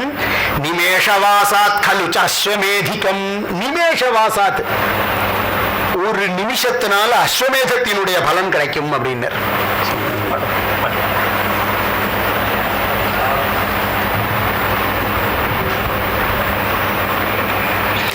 இப்படியாக இந்த க்ஷேத்திர மகாத்மியத்தை தொடங்குறார். யாவத் ஸ்தோத்தும் சமாரேரே ஹர்ஷசம்புல்ல லோச்சனா. இப்படி அவர் ஸ்தோத்திரம் பண்ணணும்னு இவர் பிரம்மதேவன் வந்து பெருமாளை ஸ்தோத்திரம் பண்ணதுமே பெருமாள் சந்தோஷப்பட்டு அங்கே வந்து என் ஆராதனை பண்ணுன்னு சொன்னதுனால பிரம்மதேவன் நம்மள மாதிரி சிரமப்பட போறாருன்னு இப்படி கை தட்டினா ஹம்சவாகனம் வரப்போகிறது. ஒன்றும் புக்கிங் கிடையாது, போர்டிங் கிடையாது, சார்ட் ப்ரிப்பேரிங் கிடையாது, ஒன்றுமே கிடையாது. ஏன்னா 2.5 மணி நேரத்துக்கு முன்னாடி வரணும்னு கிடையாது, டெஸ்ட் கிடையாது, இமிகிரேஷன் கிடையாது. இப்படின்னு ஒரு சொடுக்கு போட்டாருன்னா ஹம்சவாகனம் வந்துடும். ஹம்சவாகனம் வந்ததுமே வெளுப்பா இருக்கக்கூடிய ஹம்சவாகனம் அதுல பிரம்மா ஏறினதுமே நேரம் அங்க போய் டெலிவரி, ஹம்சவாகனம் அங்க டெலிவரி பண்ணிட்டு நேர புருஷோத்தம கஷேத்திரத்துல போனார். ஹம்சவாகனம் அங்க போனதுமே உடனே லேண்டிங், உடனே டேக் ஆஃப், உடனே லேண்டிங், உடனே டேக் ஆஃப், உடனே லேண்டிங், நேர புருஷோத்தம கஷேத்திரத்துல போய் இறங்கினார். புருஷோத்தம கஷேத்திரத்துல இறங்கி அங்க போய் என்ன பண்ணார், அங்கேயும் இதே பாட்டை தான் பெருமாளை ஸ்தோத்திரம் பண்ண ஆரம்பிச்சார். பெருமாள் ஸ்தோத்திரம் பண்ணதுமே ரொம்ப சந்தோஷப்பட்டு போயிட்டார். இங்கேயும் ஸ்தோத்திரம் பண்ணும் சந்தோஷப்பட்டார்னா அங்கேயும் ஸ்தோத்திரம் பண்ணும் சந்தோஷப்பட்டா. கார்த்தால சாப்பிட்டா வயிறு ரொம்ப இருக்குது திருப்தியா இருக்கு, மத்தியானம் சாப்பிட்டா திருப்தி ரொம்ப இருக்குது திருப்தியா தானே இருக்கு. இவ்வளவு பெருமாளுக்கு எவ்வளவு ஸ்தோத்திரம் பண்ணாலும் பிடிக்கும். அதனாலதான் ஸ்தோத்திரங்கள் பெருமாளுக்கு ரொம்ப பிடிச்ச விஷயம். நிஜஸ்தோதாரண பிரியா இல்லையா? அப்ப அவர் அங்க போய் ஸ்தோத்திரம் பண்ணதுமே பெருமாள் இவர் பண்ண ஸ்தோத்திரத்தினால பெருமாள் ரொம்ப சந்தோஷப்பட்டு போயிட்டார். சந்தோஷப்பட்டு என்ன சொல்றாருன்னா, அப்பா உன்னுடைய ஸ்தோத்திரத்தினால நான் சந்தோஷப்பட்டேன்ப்பா அப்படின்னு அங்க போய் பிரம்மாவனிடத்துல பேசிட்டே இருக்கிறச்சு பிரம்மதேவனுடைய மனசு டைவர்ட் ஆகுது. அது எப்படி ஆகும்? சாதுக்களை பார்த்து பேசறச்ச மனசு டைவர்ட் ஆக முடியுமான்னா பகவான் நினைச்சா நடக்கும். பகவானே இவருடைய மனசை டைவர்ட் பண்றார். உதன்யார்த்தா, அங்க ஒரு காக்கா. உதனின் ஆச்சரியமான பிரயோகம் இங்க ஜலத்துக்கு. உதன்யார்த்தா, ஜலத்துக்கு ரொம்ப ஆசைப்பட்டு உதன்யார்த்த சமாயாதா குதஷ்சித் வாயசோத்தம, ஒரு காக்கா ஜலம் வேணும்னு ரொம்ப ஆசைப்பட்டுறதான். உதனிங்கிற சப்தம் ஜலத்துக்கு பரியாய பதமா சொல்றீங்க. ஜலம் வேணும்னு ஆசைப்பட்டு அந்த காக்கா ஆசைப்பட்டதுன்னா ரொம்ப பாதிக்கப்பட்டிருக்கு. ஜலம் இல்லாம ரொம்ப தாகத்தினால பாதிக்கப்பட்ட காக்கா ஜலம் வேணும் ஜலம் வேணும் ஜலம் வேணும்னு அந்த இடத்துல ஜலத்தை குடிக்கிறது. பிரம்மா எந்த புருஷோத்தம கஷேத்திரத்துல ரௌஹிண குண்டம்னு சொல்லக்கூடிய ஒரு குண்டம் இருக்கு. அந்த இந்த கஷேத்திரத்துல அந்த பெருமாளுக்கு பக்கத்துல இருக்கக்கூடிய குண்டம், அந்த குண்டத்துக்கு பக்கத்துல அது ஜலத்தை தேடிண்டே ஜலத்தை பார்த்ததுமே முதல்ல ஜலத்தை குடிக்கல, ஜலத்துல குதிச்சுடுத்து. ஜலத்தை குளிச்சது காக்கா குளியல் பாபத்துல, அதுதான் காக்கா குளியல். ஜலத்தை குடிக்க வந்த காக்கா குளிச்சு போயிடுச்சு. டபால்னு குதிச்சுது. குதிச்சு இப்படி ஒரு குளியல் போட்டு ரெக்கையெல்லாம் உதறிட்டு அப்புறம் ஜலம் குடிச்சது. ஜலம் குடிச்சு பூமியில புரண்டுது. பிரம்மதேவன் இதை பார்க்கிற காரணோதக சம்பூர்ணே தஸ்மின் குண்டே நிமஜ்யதம் விலோக்கிய மாதவம் நீல ரத்னகாந்தம் கிருபாநிதிம். கிருபாநிதி கிருபாநிதி இவரை போலே அப்படின்னார். அவர் நிதி ஐஸ்வர்யம். அவருக்கு ஐஸ்வர்யம் இருக்கு. என்ன ஐஸ்வர்யம்னா மாணிக்கியமா, கோமேதகமா, டாலரா, கரன்சியா, இல்ல இந்தியன் மணியா, தங்கமா, என்ன அவர்கிட்ட நிதியா இருக்கு, சொத்தா இருக்குன்னா பெருமாள்கிட்ட கிருபை ஒன்னே நிதியா இருக்கு. வாரி வாரி குடுக்க குடுக்க கொஞ்சம் கூட குறையவே குறையாது, மாறவே மாறாது, அவ்வியமா இருக்கும். அது என்ன வியதி ததவியம். சுவாமி சாதிச்சார், சுவாமி சொல்லி கொடுத்தார், என்ன வியதி ததவியம். ஞாபகம் இருக்கா சுவாமி சொன்னது? என்ன வியதி ததவியம் அப்படின்னு. என்னது? லிங்கம் சதிருஷம் திரிசுலிங்கேஷு சர்வாசு ச விபக்திஷு வச்சனேஷு ச சர்வேஷு என்ன வியதி ததவியம். சுவாமி சொல்லுவார், எப்பயுமே மாறாது, லிங்கத்துல மாறாது, அதுதான் அவ்வியம். எந்த லிங்கத்தினாலையும் மாறாது, வச்சனத்தினாலையும் மாறாது, விபக்தினாலையும் மாறாது. சுவாமி தபஸ்வின்னு சொன்னதுக்கு விஷயங்கள்லாம் ஒரு வாட்டி தான் இவர் பாடம் சொன்னார். அதுக்கப்புறம் நான் இதை சிந்தனையே பண்ணல. சுவாமி இதை சொன்னதுக்கு அப்புறம் இது வரைக்கும் நான் சிந்தனையே பண்ணல. எனக்கு தெரிஞ்சு சுவாமி பாலசாலைக்கு 4 வருஷம் இருந்தா, 5 வருஷம் இருந்தா, 4 வருஷத்துக்கு மேல இருக்கும். அவர் தபஸ்வி. அது போல் சொல்றவா குருக்கு என்ன லட்சணம்னு கேட்டா திக்பேதத்தை உண்டு பண்றவன் தான் குரு அப்படின்னு. திக்பேதம்னா என்ன? நம்மள்கிட்ட இருக்கிறத அத்தனையும் அப்படியே கொடுத்துடணும். அதுக்கப்புறம் அவன் கிழக்கு உட்காந்துன்றப்பான், இவன் மேற்கு உட்காந்துன்றப்பான், 2 பேரோட ஞானமும் ஒன்னா இருக்கணும். அதுதான் குருநாதாளுக்கு சிஷ்யாதிச்சேத் பராஜய. ஒரு குருநாதருக்கு லட்சணம் என்னன்னா சிஷ்யா தன்னை தோக்கடிக்கணும். அதுதான் குருக்கு லட்சணம் அப்படிங்கிற. அது போல இந்த மாதிரி மாறாம இருக்கணும். அப்ப பகவான்கிட்ட எது மாறாம இருக்குன்னா அந்த கிருப்பை தான் மாறாம இருக்கும். அந்த கிருப்பை பகவான்கிட்ட மாறாம இருக்கு. அதனால அந்த கிருபாநிதி, அந்த கிருபாநிதி என்ன பண்ணிட்டாருன்னா அந்த காக்கைக்கு காக்கா, இந்த காக்காங்கிறதுக்கு என்னுடைய குருநாதர் பூர்வாசிரம குருநாதர். அவர் வேதம் அத்தியனம் பண்ணவர், சாஸ்திரம் அத்தியனம் பண்ணவர், சதுசாஸ்திர பண்டிதர், அனுஷ்டானம் பண்ணவர், சதாச்சார சம்பன்னர், ஷீலர். அவர் இந்த காக்கைக்கு ஒரு அர்த்தம் சொன்னார். காக்கா, அந்த காக்கா என்ன பண்ணிட்டுன்னா இப்படி குளிச்சுட்டு குடிச்சுட்டு தீர்த்தத்தை குளிச்சுட்டு தீர்த்தத்தை குடிச்சுட்டு ஒரு கண்ணு தான் காக்காவுக்கு. இப்படி இப்படி பார்த்தது. இந்த கண்ணால பார்த்தா அந்த கண்ணு தெரியாதான், அந்த கண்ணால பார்த்தா இந்த கண்ணு தெரியாதான். இப்படி இப்படி பார்த்துதான், இப்படி பார்த்து இப்படி பார்த்து 2 கண்ணாலையும் அப்படி பெருமாளை பார்த்ததுமே அது என்ன ஆச்சுன்னா பிரம்மா பார்க்கிறார். இதெல்லாம் பிரம்மாக்கு எவ்வளவு கண்ணு? சதுர்முகன், 8 கண்ணு. 8 கண்ணுனால ஒரு கண்ணுடைய காக்காவை பார்த்த எந்த பகவான ஸ்தோத்திரம் பண்ணாரோ அதே மாதிரி சங்க சக்கர கதாதரனாக பீதாம்பரதாரியாக இந்த காக்கா வந்து பகவான் பக்கத்துல வந்து நின்றுடுத்து. இது பகவானா அது பகவானான்னு தெரியல. இப்ப காக்கா பகவானா பகவானான்னு தெரியல பிரம்மாவுக்கு. சாயுஜ்யம் வந்துடுத்து என்னென்ன புரியல, எப்படிடா இப்படி அப்படின்னா. அந்த காக்காவுக்கு ஏன் அந்த பேர் வந்ததுன்னு அவர் சொல்லுவாருன்னா, சீதையனிடத்துல போய் அபச்சாரப்பட்டு கொடுத்து காக்காசுரன், காக்காவுடைய வேஷத்துல வந்து ஒரு அசுரன் இந்திரனுடைய புள்ள வந்து தப்பு பண்ணிட்டான். அப்ப தப்பு பண்ணதுமே பெருமாளுடைய மடியில சீதையினுடைய மடியில பெருமாள் படுத்துட்டு இருக்கார். அப்ப படுத்துட்டு இருக்கிறச்சு பெருமாள் மேல ரத்தம் வந்து சொட்டுனதுமே எழுந்துக்கிறார். என்னாச்சுன்னு பார்த்தா சீதையனுடைய மார்பத்தை வந்து கொத்திட்டு இந்த காக்கா. பகவான் கோபப்பட்டார், திருணத்தை எடுத்தார், பிரம்மாஸ்திரமா பிரயோகம் பண்ணார். ஐயோ அவன் விட்டுடுங்கோ பாவம்னா சீதை. கா தயாவதி கா தயாவதி கா. 3 உலகத்துல சஞ்சாரம் பண்ணாலும் இவனை காப்பாத்துறதுக்கு ஆள் இல்லையா. இந்திரனோட பிள்ளைதான் இருக்கணும், இந்திரனே தான் இருக்கணும், காப்பாத்துறதுக்கு வழி இல்லையா. அப்ப அத்தனை பேரையும் போய் தயாவதி கா. இப்ப தயாவான் கஹா. உடனே ராமர்கிட்ட வந்தா ராமர் சொன்னாரா என்னால காப்பாற்ற முடியாது, நீ போய் சீதைகிட்ட கேட்டுக்கோ, சீத்தை சொன்னா காப்பாத்துறேன்னால சீத்தை உள்ள போனா பொறுத்து விட்டுடுங்க அப்படின்னாலாம். உடனே அந்த காக்கா பேரே என்ன பண்ணிட்டுனா, அப்ப நீ தப்பு பண்ணிட்டா, பிரம்மாஸ்திரத்தை பிரயோகம் பண்ணிட்டேன், அதுக்கு ஏதாவது ஒண்ணு வேணுமே அப்படின்னா அந்த பிரம்மாஸ்திரத்துக்கு என்ன பண்ணானா ஒரு கண்ணு போகட்டும் அப்படின்னு பிரம்மாஸ்திரத்துக்கு போட்டுட்டார். அப்ப இந்த ஒரு கண்ணு போச்சு, காக்காவுக்கு ஒரு கண்ணு இருக்கும், இப்படி பார்க்கும் இல்ல அப்படி பார்க்கும். அப்ப அந்த காக்கா என்ன பண்ணிட்டுனா, நம்ம ஏதாவது ஒண்ணு சந்திச்சோன்னு வச்சுக்கோங்களேன், அதை பத்தியே பேசிட்டே இருப்போம். சாப்பிடுறச்சே அக்கார விடுதல் சூப்பர்னா ஆஹா அப்படியே நாட்கள் நிக்கிறது அந்த டேஸ்ட். அக்கார விடுதல் புளியோதரை என்னமா இருந்தது மேல்கோட்டையில் அப்படின்னு அந்த சுவை நாட்களை நிற்கும் இல்லையா. அது போல இந்த சுவை இந்த காக்காவுடைய மனசுல நின்னுடுத்து. தயாவதி கா தயாவான் கஹா கா கஹா கா கஹா கா கஹான்னு கத்திட்டே இருக்கிறதுனாலதான் கா கஹா கா கஹா கா கஹான்னு அந்த காக்கா கத்திட்டே இருக்கான் கூட்டம் கூட்டமா. அதனால அப்பேற்பட்ட அந்த காக்கா வந்து இப்படி பெருமாளா மாறிடுத்துன்னதுமே பிரம்மதேவனுக்கு பொருட்கள் இது என்னப்பா ஆச்சரியமா இருக்கே அப்படின்னு. அதுதான்ப்பா இந்த க்ஷேத்திர மகாத்மியம். இன்னும் விளையாட்டான்னு நினைச்சுக்காத. இப்ப பேர்பட்ட மனுஷாதிகிருத்தே முக்தோ வேதாந்தே சம்சயோ பவத் ந கஷ்டித் துர்லபம் சேக விஷ்ணு பக்தஸ்ய வித்யதே. எல்லா இடத்துலையும் துர்லபம் இது. இஹன துர்லபம். இந்த க்ஷேத்திரம் புருஷோத்தம க்ஷேத்திரத்துல இது துர்லபம் கிடையாதுமா. காக்கா பகவானா மாறதுலாம் சுலபம்பா அப்படின்னு. அப்பேற்பட்ட க்ஷேத்திரமாகியது இந்த புருஷோத்தம க்ஷேத்திரம்பா அப்படின்னு சொன்னார். எத்திர காவோபி தம் விஷ்ணும் சாட்சாத் பஷ்யதி போத்விஜாஹ சுதுர்லபம் க்ஷேத்திரமிதம் அஜ்ஞானஞ்ச விமோச்சனம். எல்லா அஜ்ஞானத்தையும் போக்கடிக்க வல்லதாக இருக்கக்கூடிய இந்த க்ஷேத்திரம், இந்த க்ஷேத்திரத்தினுடைய மகிமை சொல்லி மாளாது அப்படின்னு சொல்லி ஜெய்மினி மகரிஷி இப்படியாக சொல்லிட்டே இருக்கார். எப்ப முடிக்கணும் சுவாமிக்கு அவகாசம் இருக்கணும். சுவாமி சரி.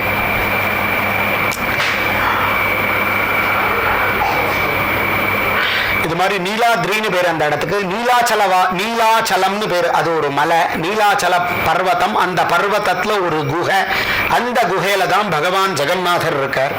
அந்த ஜெகநாதரை பிரம்மதேவன் இப்படி ஸ்தோத்திரம் பண்ணி பரம சந்தோஷப்படுறார். சர்வலக்ஷண சம்பூர்ணாம் லக்ஷிதாம் சுபலக்ஷணை லக்ஷ்மீஷிரோசி நித்யஸ்தாம் லக்ஷ்மீந்தாம் பிரணமாம்யஹம். இப்படி பிரம்மதேவன் காக்காவை பகவானா பார்த்து, பகவானையும் பார்த்து பிரம்மதேவன் நிக்க போராததுக்கு அங்கேருந்து யமன் வந்தான். சிருஷ்டிகர்த்தா பிரம்மா, சம்ஹாரகர்த்தா யமன். யமஸ்ய கருணா நாஸ்தி. கருணையே கிடையாது இல்லையா யமனுக்கு. கர்த்தவியம் ஹரிகீர்த்தனம். ஹரிகீர்த்தனம் பண்ணணும். எதை மாதிரி நித்திய கர்மவது. பிரம்மன் பிராமண ஜாதியினான் கர்த்தவியம் நித்திய கர்மவது. பிராமணர்களை எப்படி நித்தியம் அனுஷ்டானம் பண்ணணுமோ அது மாதிரி நாமகீர்த்தனம் பண்ணாலே ஒழிய கதி கிடையாது அப்படின்னு. அப்பேற்பட்டவர் இவர் என்ன பண்ணாருன்னா, இந்த யமன் வந்து அவனுக்கு ஒரு கஷ்டம்னா தான் அவர் வரலன்னா வரமாட்டா யாரும்.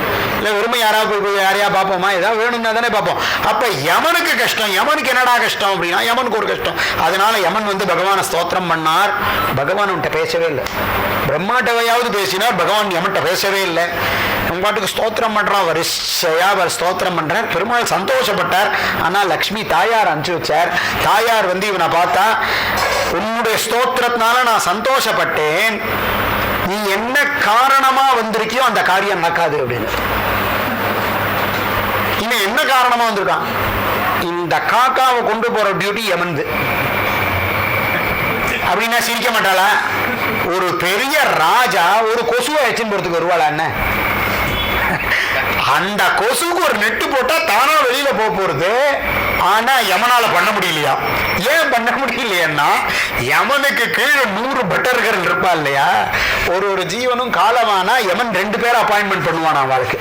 எவ்வளவு பேர் யமலோகத்துல மனுஷா இருக்கா பாருங்க, அந்த கணக்கெல்லாம் எடுக்க முடியுமான்னு தெரியல. ஒத்தொத்தருக்கும் 2 பேர் அப்பாயின்மெண்ட் பண்ணுவான். அப்ப அந்த யமன் இந்த காக்காவுக்கு அப்பாயின்மெண்ட் பண்ண 2 பேர் யமன்ட்ட கம்ப்ளைண்ட் பண்றா, சுவாமி எனக்கு நீங்க எஜமானா இல்ல உங்களுக்கு வேற யாராவது எஜமான் இருக்காளா?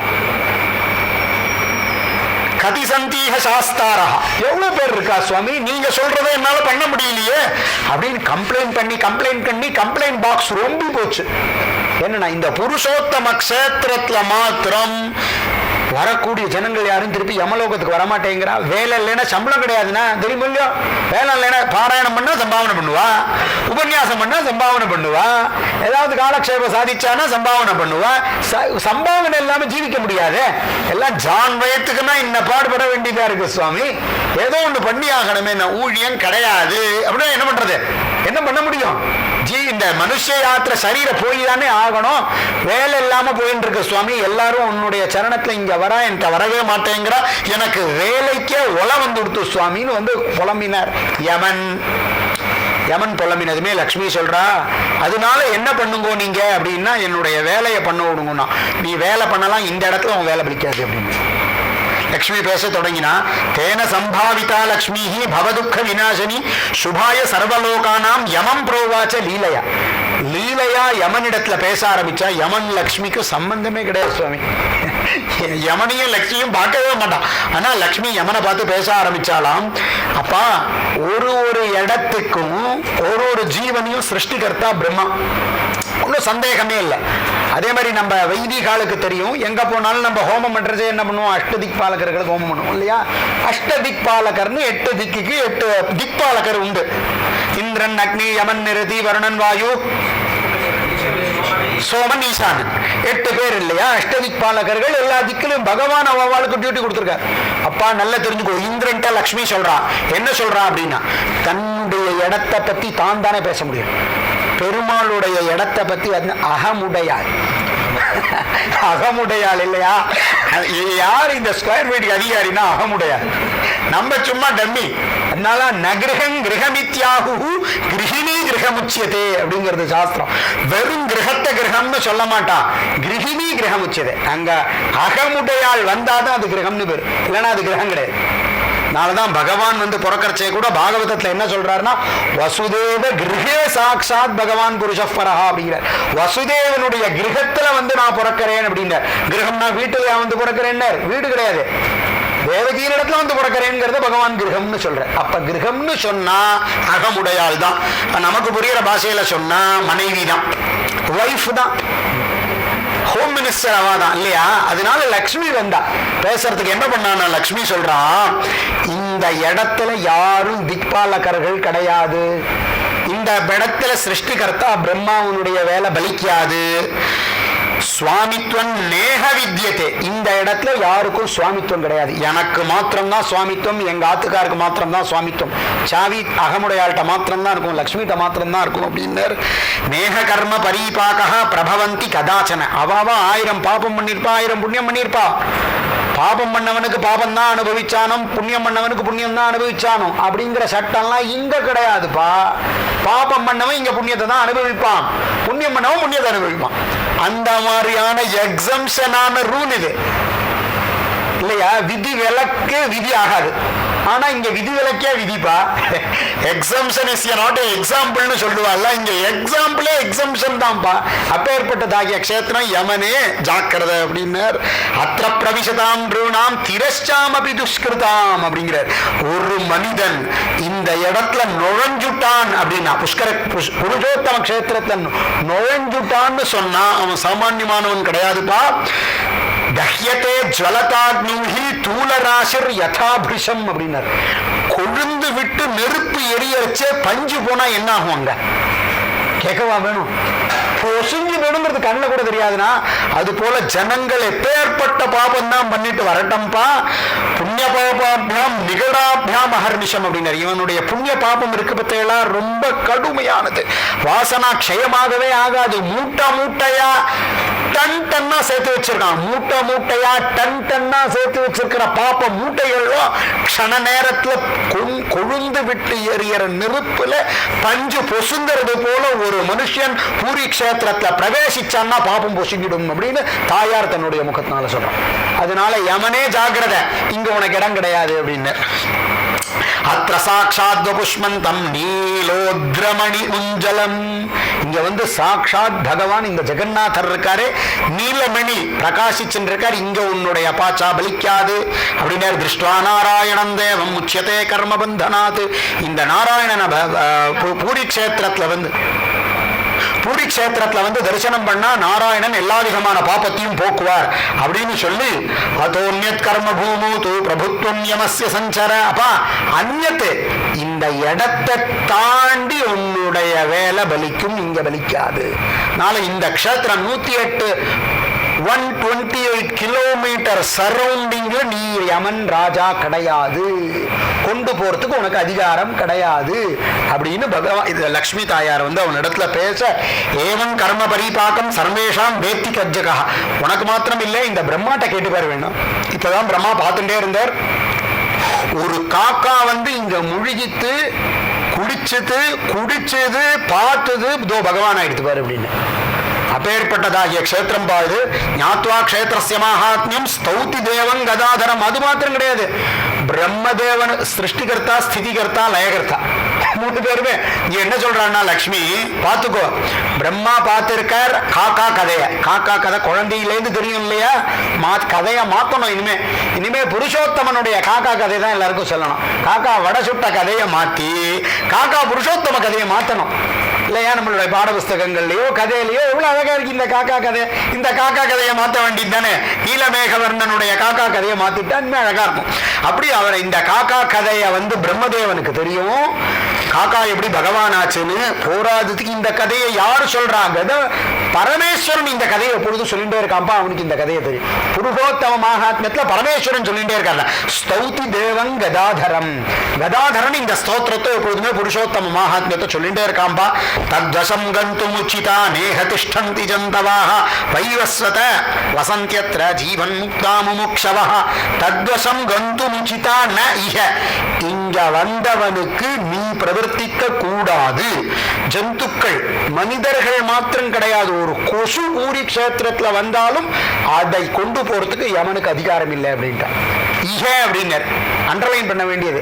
இந்த பூரி கஷேத்திரத்துல வந்துட்டா யமன் பிரவர்த்திக்க மாட்டான். வைவஸ்வத, அதனால நீ வேற இடத்துல வாசம் பண்ணிக்கோ, ஜீவனை இங்க தாண்டி வெளியில கொண்டு போய் நீ அழிச்சுன்னு போய்க்கோப்பா, இங்க உன்னால முடியாது அப்படின்னு சொல்லி இப்ப யமன் என்ன பண்ணான்னா தன்னுடைய வெக்கத்தை விட்டுட்டு, இனிமே என்ன வேண்டியிருக்கு, வெக்கமாவது ராஜ்யமாவது, தன்னுடைய வெக்கத்தை விட்டுட்டு அகங்காரத்தை விட்டுட்டு யமன் பேச தொடங்கினானா, அம்மா இந்த மாதிரி விஷயம் எனக்கு தெரியவே தெரியாது.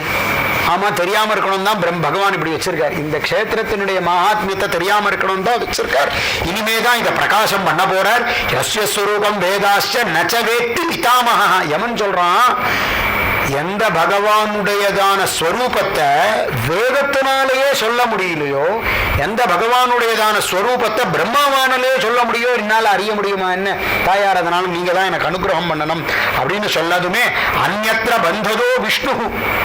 வேற இடத்தெல்லாம் விஷ்ணு என்ன பண்றாருன்னா ஒரு ஜீவனை பிடிச்சு கட்டு போட்டுருவாராம். கட்டி அவனை உள்ள போட்டுருவார்.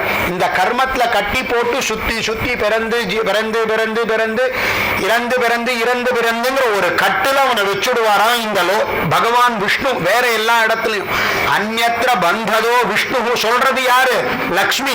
கவனிக்க வேண்டிய விஷயம், விஷ்ணு என்ன பண்ணுவார்னா எல்லா க்ஷேத்திரத்திலையும் ஜீவனை கட்டி போடுவார் அப்படிங்கிற. எல்லா க்ஷேத்திரத்திலையும் பகவான் கட்டி தான் போடுவார். எங்கன்னா மோக்ஷம் ததாதி எது விஷ்ணு, இந்த இடத்துல மாத்திரம்தான் பகவான் கட்ட அவிழ்க்கிறவர் அப்படிங்கிற. அந்யத்ர பந்ததோ விஷ்ணு அத்திர மோக்ஷம் ததாதிச்ச, இங்க மாத்திரம்தான்ப்பா விஷ்ணு மோட்சத்தை கொடுக்கக்கூடியவரா இருக்கார். மமாபி நிரயாணாஞ்ச சிருஷ்டாசு திரிதிவஸ்யச்ச அப்படின்னு எல்லா ஜீவராசிகளையும் பகவான் இந்த இடத்துலதான் மோட்சத்தை கொடுக்கிறார் அப்படிங்கிற ஆச்சரியமான கதையை சொல்றார். அதுக்கப்புறமா ஒரு சின்ன குட்டி கதையை சொல்றார். கதையை சொல்லிட்டு இந்த பூரி கஷேத்திரத்தினுடைய மகாத்மியம் அன்னக்ஷேத்திரம் இது. அதனால அன்னத்தை பத்தி கொஞ்சம் பார்க்க வேண்டியதா இருக்கு. நம்ம இந்திரத்யும்னு ஒரு ராஜா. இந்திரத்யும்னு சொன்னா நம்ம தேசத்தை சார்ந்தவன், நம்ம சவுத்து இந்த தமிழ்நாடை சார்ந்தவன். அவன் தீர்த்த யாத்திரை போறான். தீர்த்த யாத்திரை போயிட்டு இருக்கிறச்சு இப்படியே போனா இந்த நீலாச்சல பர்வதத்துக்கு போயிட்டான். நீலாச்சலத்துக்கு பர்வதத்துக்கு போனதுமே அங்க பகவான் ஆராதனை பண்றான். 12 வருஷம் துவாதசாட்சர வித்தியை கொண்டு பகவான் ஆராதனை பண்றான். பகவான் ஆராதனை பண்ணி பகவான் பிரத்யட்சமாயிட்டார். பகவான் பிரத்யட்சமானதுமே அவனுக்கு பகவான் சொல்றார், நீ அஸ்வமேத யாகம் பண்ணு அப்படிங்கிற. அதனால அவன் என்ன பண்ணான்னா 108 அஸ்வமேத யாகம் பண்ணான். 100கணக்கான அஸ்வமேத யாகம் பண்ணார். அந்த அஸ்வமேத யாகத்துடைய பலனாக பகவான் அவனுக்கு சொல்றார், இந்த கிழக்கு சமுத்திரத்துல ஒரு அத்திக்கட்டை வரும். அந்த அத்திக்கட்டை ஸ்வயம் என்னுடைய சாநித்தியம் உடையது. அதை கொண்டு நீ இங்க பகவத் பிரத்யக்ஷமா உனக்கு நான் அனுகிரகம் பண்ணுவேன். அதை கொண்டு நீ இங்க பிரதிஷ்டை பண்ணேன்னா உனக்கு எப்படி அனுகிரகம் கிடைச்சதோ அது போல எல்லாருக்கும் அனுகிரகம் பண்ண முடியும். பகவான்கிட்ட இவன் கேட்டுண்டவன், எனக்கு நீ எப்படி தரிசனம் கொடுத்தியோ அது மாதிரி எல்லாருக்கும் தரிசனம் கொடுக்கணும் அப்படிங்க.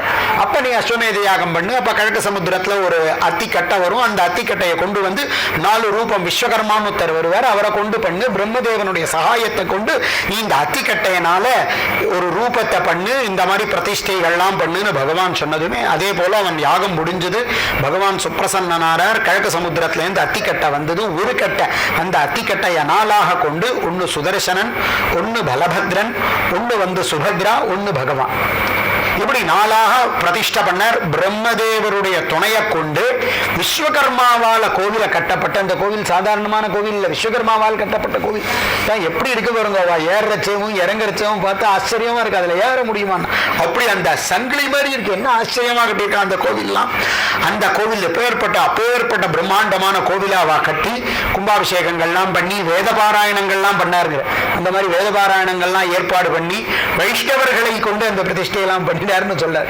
இப்படியாக பிரதிஷ்டை பண்ணி அந்த கோவில பகவான் சந்தோஷமா இருக்க வச்சார். இந்திரத்யும்னனுக்கு அனுகிரகம் பண்றதுக்காக வேண்டி பகவான் அங்க அனுகிரகம் பண்ணார் அப்படிங்கிற கதை இருக்க. பகவானுடைய மூர்த்தி ஏன் அப்படி இருக்கு? இவர் தான் ஜெகநாத மூர்த்தி இல்லையா? ஜெகநாத மூர்த்தியோட கைகள்லாம் ஏன் இப்படி இருக்கு? பகவான் ஏன் இப்படி இருக்கார் அப்படிங்கிற கேள்வி வருது இல்லையா? அப்ப பகவான் என்ன பண்றாருன்னா, இன்னும் நிறைய கதை இருக்கு, எல்லாத்தையும் நான் ஸ்கிப் பண்ணிட்டேன். கொஞ்சம் முடிக்கணுமேங்கிறதுக்காக கொஞ்ச நேரத்தில் ஒரு சுமாராக 1/2 மணி 3/4 மணியில் முடிஞ்சிரும் கதை. அதனால என்ன பண்ணாருன்னா, பகவான் துவாரகாதீசனா இருக்கார். அப்ப துவாரகாதீசனா இருக்கு பகவானுக்கு ஸ்ருத தேவின்னு ஒரு அத்தை இருக்கா. அந்த அத்தைகிட்ட பகவான் இடத்துல ரொம்ப பிரியம். அத்தைன்னாலே அத்தைக்கு மருமான்கிட்ட பிரியம், மருமான் மருமாளுக்கு அத்தைகிட்ட பிரியம். அது இருக்கிறவங்களுக்கு தான் அந்த அத்தைங்கிற உறவு. அத்தை, சித்தி, சித்தப்பா, சின்ன தாத்தா, பெரிய தாத்தா, மாமா தாத்தா, அந்த உறவுகள்லாம் எங்க போச்சுன்னே தெரியல. அத்தா, அம்மாஞ்சி, பெருமாள் உடல்னா உறவை நம்ம விட்டுட்டோம். உறவை வேண்டாத உறவுகளை வச்சுருக்கோம், வேண்டிய உறவுகளை விட்டுட்டோம். எங்கேயோ போய் பசங்க எங்கேயோ இருந்து நம்ம எங்கேயோ இருந்து என்ன வேண்டி இருக்கு. ஆனா பெருமாள் எங்க இருக்காருன்னா மேற்கு சமுத்திரத்துல இருக்கார். பெருமாள் குஷஸ்தலியில பெருமாள் இருக்கார். கிழக்கு சமுத்திரத்துல பகவான் ஜெகநாதர் இருக்கார். அது உத்கல தேசம்னு பேரு. அந்த உத்கல தேசத்துல இந்த ஸ்ருத தேவி வாக்கப்பட்டிருக்கா. அப்படிதான் இருக்கும். ஒன்றும் சொல்ல முடியாது. கிழக்க இருக்கிறவா மேற்க வாக்கப்படுவா, மேற்க இருக்கிறவா கிழக்க வாக்கப்படுவா, பக்கத்துல இருக்கிறவா பக்கத்துல வாக்கப்பட்டா என்னன்னு தெரிய சொல்ல முடியாது. பகவத் சங்கல்பம். ஏன்னா இந்த ஸ்ருத கீர்த்தி அந்த ஜெகநாத கஷேத்திரத்துல ராஜா, உத்கல தேசத்து ராஜாவுக்கு வாக்கப்பட்டிருக்கா. வா கிருஷ்ணா, வா கிருஷ்ணா, வா கிருஷ்ணான்னு ரொம்ப நாளா அத்தை கூப்பிட்டுட்டே இருக்கா. பெருமான் வாடா கிருஷ்ணா, வாடா கிருஷ்ணான்னு. எப்ப போலான்னு பார்த்தார் பெருமாள். இது இப்பதான் சமயம் நினைச்சு பெருமாள் அங்கேருந்து யாத்திரை கிளம்பிட்டார். நாரதர் கிருஷ்ணரை பார்க்கறதுக்காக இங்க வந்திருக்கார் துவாரகைக்கு குஷஸ்தலியில. நாரதர் அங்க இறங்குறார். இறங்கினதுமே இவர் கிருஷ்ணரை பார்க்கலாம்னு போனா, கிருஷ்ணர் எங்க போயிருக்காரு? கிருஷ்ணர் யாத்திரை போயிருக்காரு அப்படின்னு கேட்டதுண்டோ? கிருஷ்ணரே யாத்திரை போயிருக்காருன்னா நம்ம போக வேண்டாமா? பூரி யாத்திரை கிளம்பிட்டாரு. கிருஷ்ணர் பூரிக்கு யாத்திரை போயிட்டாராம். புருஷோத்தம கஷேத்திரத்துக்கு யாத்திரைக்கு கிருஷ்ணர் கிளம்பிட்டார். பலராமன் தான் தீர்த்த யாத்திரை பண்றான். கிருஷ்ணர்லாம் தீர்த்த யாத்திரை பண்ணல. தன பேர்ல ஒரு அபக்ஷாதி வந்ததுனால அதை மார்ஜனம் பண்றதுக்காக பகவான் ஒண்ணு பண்ண. அடுத்தபடியாக பகவான் யாத்திரை பண்ணது பூரிக்கு. இந்த மாதிரி பகவான் பூரி சொன்னா மேற்கு சமுத்திரத்துல இருந்து கிளம்பி பகவான் கிழக்கு சமுத்திரத்துக்கு போயிருக்காரு அப்படின்னார். அப்படியா? நாரதர் என்ன நம்மள மணி கவலைப்படுறவரா? டிக்கெட்டா, இமிகிரேஷனா? சரி கிளம்புன்னு கிளம்பிட்டார் நாரதர். நாரதர் கிளம்புறச்சோ ஒருத்தர் பிடிச்சு வைத்தார். சுவாமின்னு ஒரு பிராமணர். அவர் வந்தார். என்னப்பா அப்படின்னா, சுவாமி உங்களை தரிசனம் பண்ணணும்னு வந்து என்ன சமாச்சாரம், நீங்க தான் பெரிய பக்தி சிரோமணி, உங்களால தான் அந்த பக்தி சூத்திரங்கள்லாம் எழுதப்பட்டிருக்கேன்ப்பா, நான்லாம் ஒன்றும் கிடையாதுப்பா. அப்ப யாரு பக்த சிரேஷ்டர் அப்படின்னா அவர் சொல்ல, பிரஹ்லாதன்னு ஒருத்தர் இருக்கார், அவர் தான் பக்த சிரேஷ்டர். குருவுக்கு சிஷ்யால் மேல அபிமானம் இருக்கணும், இல்லைன்னா அந்த குருநாதர் பிரயோஜனம் இல்லை. அதனாலதான் வேதமே சகனாவது அப்படின்னு, சகனவ் அவது. எந்த வேதாந்தம் வந்து ரெண்டும் அபேதம்னு சொல்லி கொடுக்கறதோ அந்த இடத்துல நீ வேற நான் வேற அப்படிங்கிறத போதிக்கிறத சகனாவது. நாங்க எங்க 2 பேரை காப்பாத்து, குரு சிஷ்ய சம்பந்தம், எங்க 2 பேரை காப்பாத்து, சகனவ் குணத்து, நாங்க 2 பேரும் சௌக்கியமா இருக்கணும், நீயும் சௌக்கியமா இருக்கணும், நானும் சௌக்கியமா இருக்கணும், நீயும் கார்ல போகணும் நானும் கார்ல போகணும், நீயும் சௌக்கியமா இருக்கணும் நானும் சௌக்கியம், அப்படி நினைக்கிறவர் தான் குருநாதர். இல்ல நான் மாத்திரம் கார்ல போகணும்னு நினைச்சா அந்த குருநாதர் வேஸ்ட். குருர்னு சஸ்யாதுன்னு பாகவதம் சொல்லிடுது, ஸ்வஜனோ நமோச்சயேத்யஸ்து சவேத மிருத்யும் அப்படின்னு. எவன் உன்னை இந்த மிருத்யுல இருந்து காப்பாத்தலையோ அவன் குருவே கிடையாதுப்பா, அவன் அப்பாவே கிடையாது, அவன் அம்மாவே கிடையாது, அவன் பந்துவே கிடையாது, அவன் மனுஷனே கிடையாது அப்படின்றது. எவன் உன்னை மிருத்யுல இருந்து காப்பாத்துறானோ அவன் தான் உனக்கு அப்பா, அவன் தான் உனக்கு அம்மா, எல்லாமே அவன் தான் அப்படின்னு. அதனால இவன் என்ன பண்ணான்னா, இந்த நாரதர் சொன்னார் பக்த சிரோமணி பிரஹ்லாதன் தான்ப்பா, நான் கிடையாது அப்படின்னு. உடனே இந்த பிராமணர் என்ன பண்ணார், அங்கேருந்து கிளம்பி பிரஹ்லாதனை பார்க்க போனார். பிரஹ்லாதனை போய் நமஸ்காரம் பண்ணா, நீங்க தான் பக்த சிரோமணின்னு சொன்னார். ஆமா வாஸ்தவம், உங்கள்கிட்ட பக்தியை வாங்கினாங்க. நான் பக்த சிரோமணியா இருந்தாலும்பா இங்க என்கிட்ட பிரேமைக்கு வழி இல்லை. அங்க ஆஞ்சநேயர்னு ஒருத்தர் இருக்காரு பார்த்தா, அவர் தான் ரொம்ப வசதி, அவரை போய் பாருங்க அப்படின்னு. ஒரு ஆஞ்சநேயரை வந்து சேவிச்சார். ஆஞ்சநேயரை பார்த்ததுமே ஆஞ்சநேயர் சொன்னார், வாஸ்தவம் தான், எனக்கு பெருமாள்கிட்ட பக்தி உண்டுதான், பிரேமம் உண்டுதான், ஆனா அங்க என்ன பிரச்சனைன்னா பெருமாள்கிட்ட பிரச்சனைப்பா அப்படின்னு. என்ன பெருமாள்கிட்ட பிரச்சனைனா, சமுத்திர கம்பீரிய தீர்யேன ஹிமவானிவ, இவர் எப்படின்னா சமுத்திரம் போல கம்பீரமா இருப்பார், இவர்கிட்ட நெருங்க முடியாதுப்பா. சுலபமா பேசிட முடியுமா என்ன, பெருமாள்கிட்ட நெருங்க முடியாது, நெருப்பு மாதிரி இருப்பாரு. அதனால ராமர்கிட்ட நெருங்க முடியலப்பா. நான் ஒண்ணு சொல்றேன், நீ என்ன பண்ணுன்னா உத்தவனை போய் பாரு அப்படின்னு. ஏன் அப்படின்னா, நானா பெருமாள்கிட்ட நெருங்க முடியல, பெருமாள் எனக்கு சொன்னதெல்லாம் வாஸ்தவம் தான், ஏகதர்வசூதஸ்தோன்னு என்ன கட்டின்ட்டேன், நான் எப்பொழுது நாமா சொல்லிட்டே தான் இருக்கேன். ஆனா அந்த உத்தவன் இருக்கான் பத்திலாம், அவன் தான் விசேஷம். அவன் பெருமாளோட நெருங்கி பழகினா, தாசனாகவும் இருந்தான். ஷையாசனாட்டனஸ்தான ஸ்நான கிரீடா சனாதிஷு. அந்த உத்தவன் எப்பேற்பட்டவன் அப்படின்னா, பகவான் படுத்திருந்த படுக்கையிலேயே கீழே படுத்துப்பான், பகவான் உடுத்தி களைஞ்ச பீதாம்பரத்தையே கட்டின்றுவான், பகவான் தரிச்ச சந்தனத்தையே அவனும் தரிச்சுருவான், பகவான் ஸ்நானம் பண்ண இடம் குளத்திலேயே போய் அதே இடத்துல ஸ்நானம் பண்ணிடுவான், பகவான் தேர்ல போறாருன்னா கூடியே உட்காந்துப்பான், பகவான் வாக்கிங் போறாருன்னா பின்னாடியே போவான், போராததுக்கு மந்திரியாவும் இருப்பான், சகாவாவும் இருப்பான், பகவான்கிட்ட விளையாடுவான். பகவானும் உத்தவனும் அவ்வளவு சக்கியம். அந்த உத்தவனை போய் பாருன்னார். உத்தவனுக்கு நமஸ்காரம் பண்ணார் இந்த பிராமணர். உத்தவனை பார்த்தார், உத்தவனுக்கு நமஸ்காரம். எல்லாம் வாஸ்தவம் தான்ப்பா, நீ சொல்றதெல்லாம் சரி நியாயம்தான், ஆனா எனக்கு இந்த பக்தி எப்படி வந்தது தெரியுமோ இல்லையோ, அந்த கோபிகைகள் போட்ட பிச்சைப்பா அப்படின்னு. அப்படியா, சரி நீ கோபிகைகளை பார்க்கறதுக்கு பிருந்தாவனத்துக்கு போனா அந்த ரஜஸ் இருக்கு பார்த்தேலா, பிருந்தாவனம் சகிபுவோ விதனோதி கீர்த்தன் யத்தேவகி சுத பதாம்புஜ லப்த லட்சுமி. அந்த மண்ணு எப்பேற்பட்டதுன்னா பகவானுடைய ரப்பர் ஸ்டாம்ப்னால பிரிண்ட் பண்ணியிருக்கான் ஒரு மண்ணுலையும், இது என்னுடையது. உலகம் அளந்த பெருமாளா இருந்தாலும் பிருந்தாவன மண்ணு விசேஷம். பிருந்தாவன ரஜஸ் சாக்ஷாத் பிரம்மம். அதனால அந்த ரஜஸ்ல போய் பார்த்ததுமே இந்த பிராமணர் புரள்றார், உழல்றார்.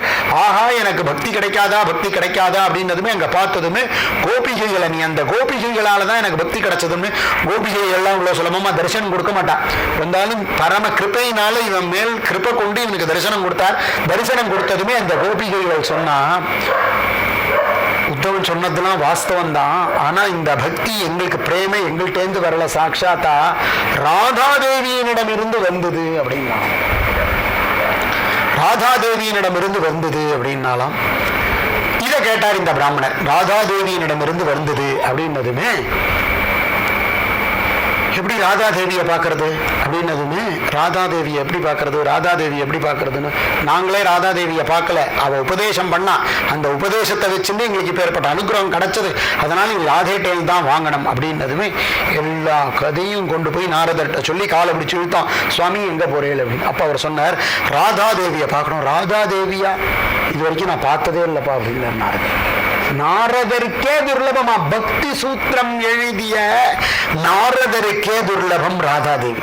இப்ப சொன்னார், இந்த ராதாதேவியை தெரியணும், அனுகிரகம் வேணும்னா கிருஷ்ணராலேயே முடியும் அப்படின்னதுமே, அப்பவா நான் இப்ப கிருஷ்ணரை பார்க்க போறேன், என்னோட வா போலாம் அப்படின்னு.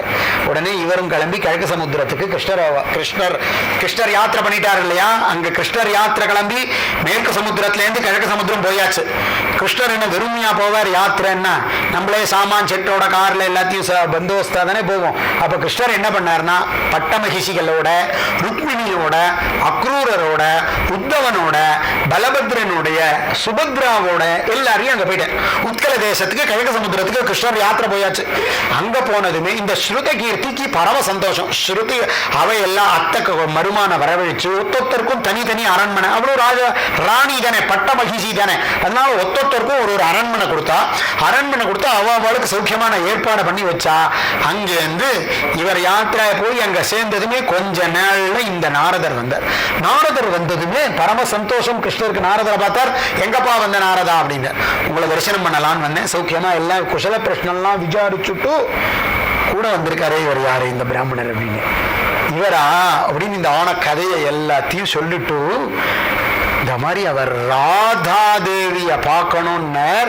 அந்த ராதாதேவி கிருஷ்ணருக்கு வசம், கிருஷ்ண பக்தி இல்லாம கிடைக்காதுன்னா அதனால உங்களை பார்க்க வந்தார் ராதான்னதுமே கிருஷ்ணர் ராதா ராதே ராதே ராதே ராதேன்னார். அப்படியே உருக ஆரம்பிச்சுட்டான். ராத நாமாவை சொல்லினதுமே பகவான் கிருஷ்ணர் உருக ஆரம்பிச்சுட்டார்.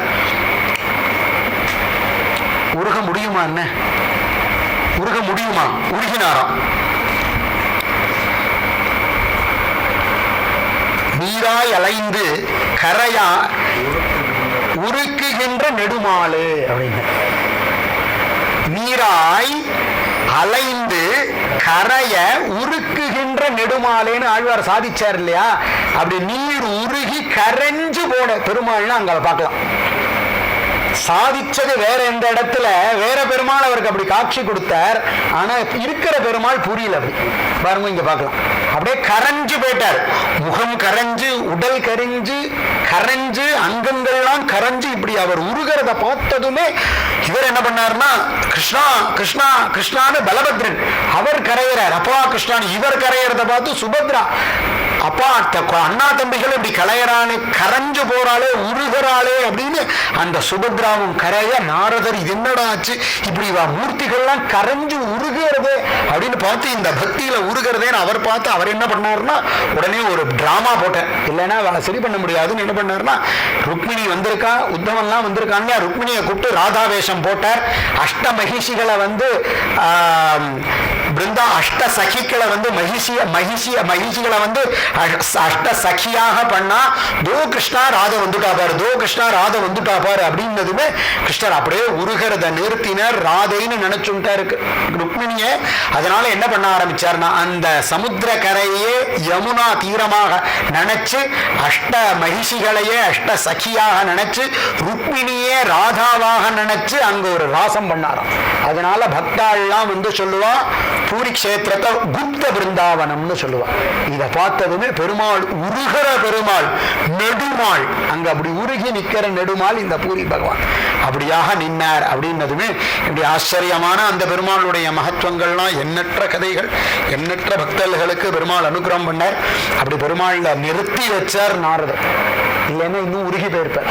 அப்பேற்பட்ட பிரேமஸ்வரூபமாகிய பகவான், சாநித்தியம் உடைய பெருமாள் அங்க எல்லாருக்கும் அருள் பரிபாலிச்சென்றிருக்கார். இந்த அன்னம் ரொம்ப விசேஷமான அன்னம். அதுக்கு நிறைய கதை இருக்கு, சொல்ல முடியல, சிலதை மாத்திரம் சொல்றேன். நாய் வாயில போனாலும் அந்த அன்னத்தை பிடுங்கி யாகம் பண்ண தீட்சிதால் சாப்பிடணும்னு சொல்றோம்.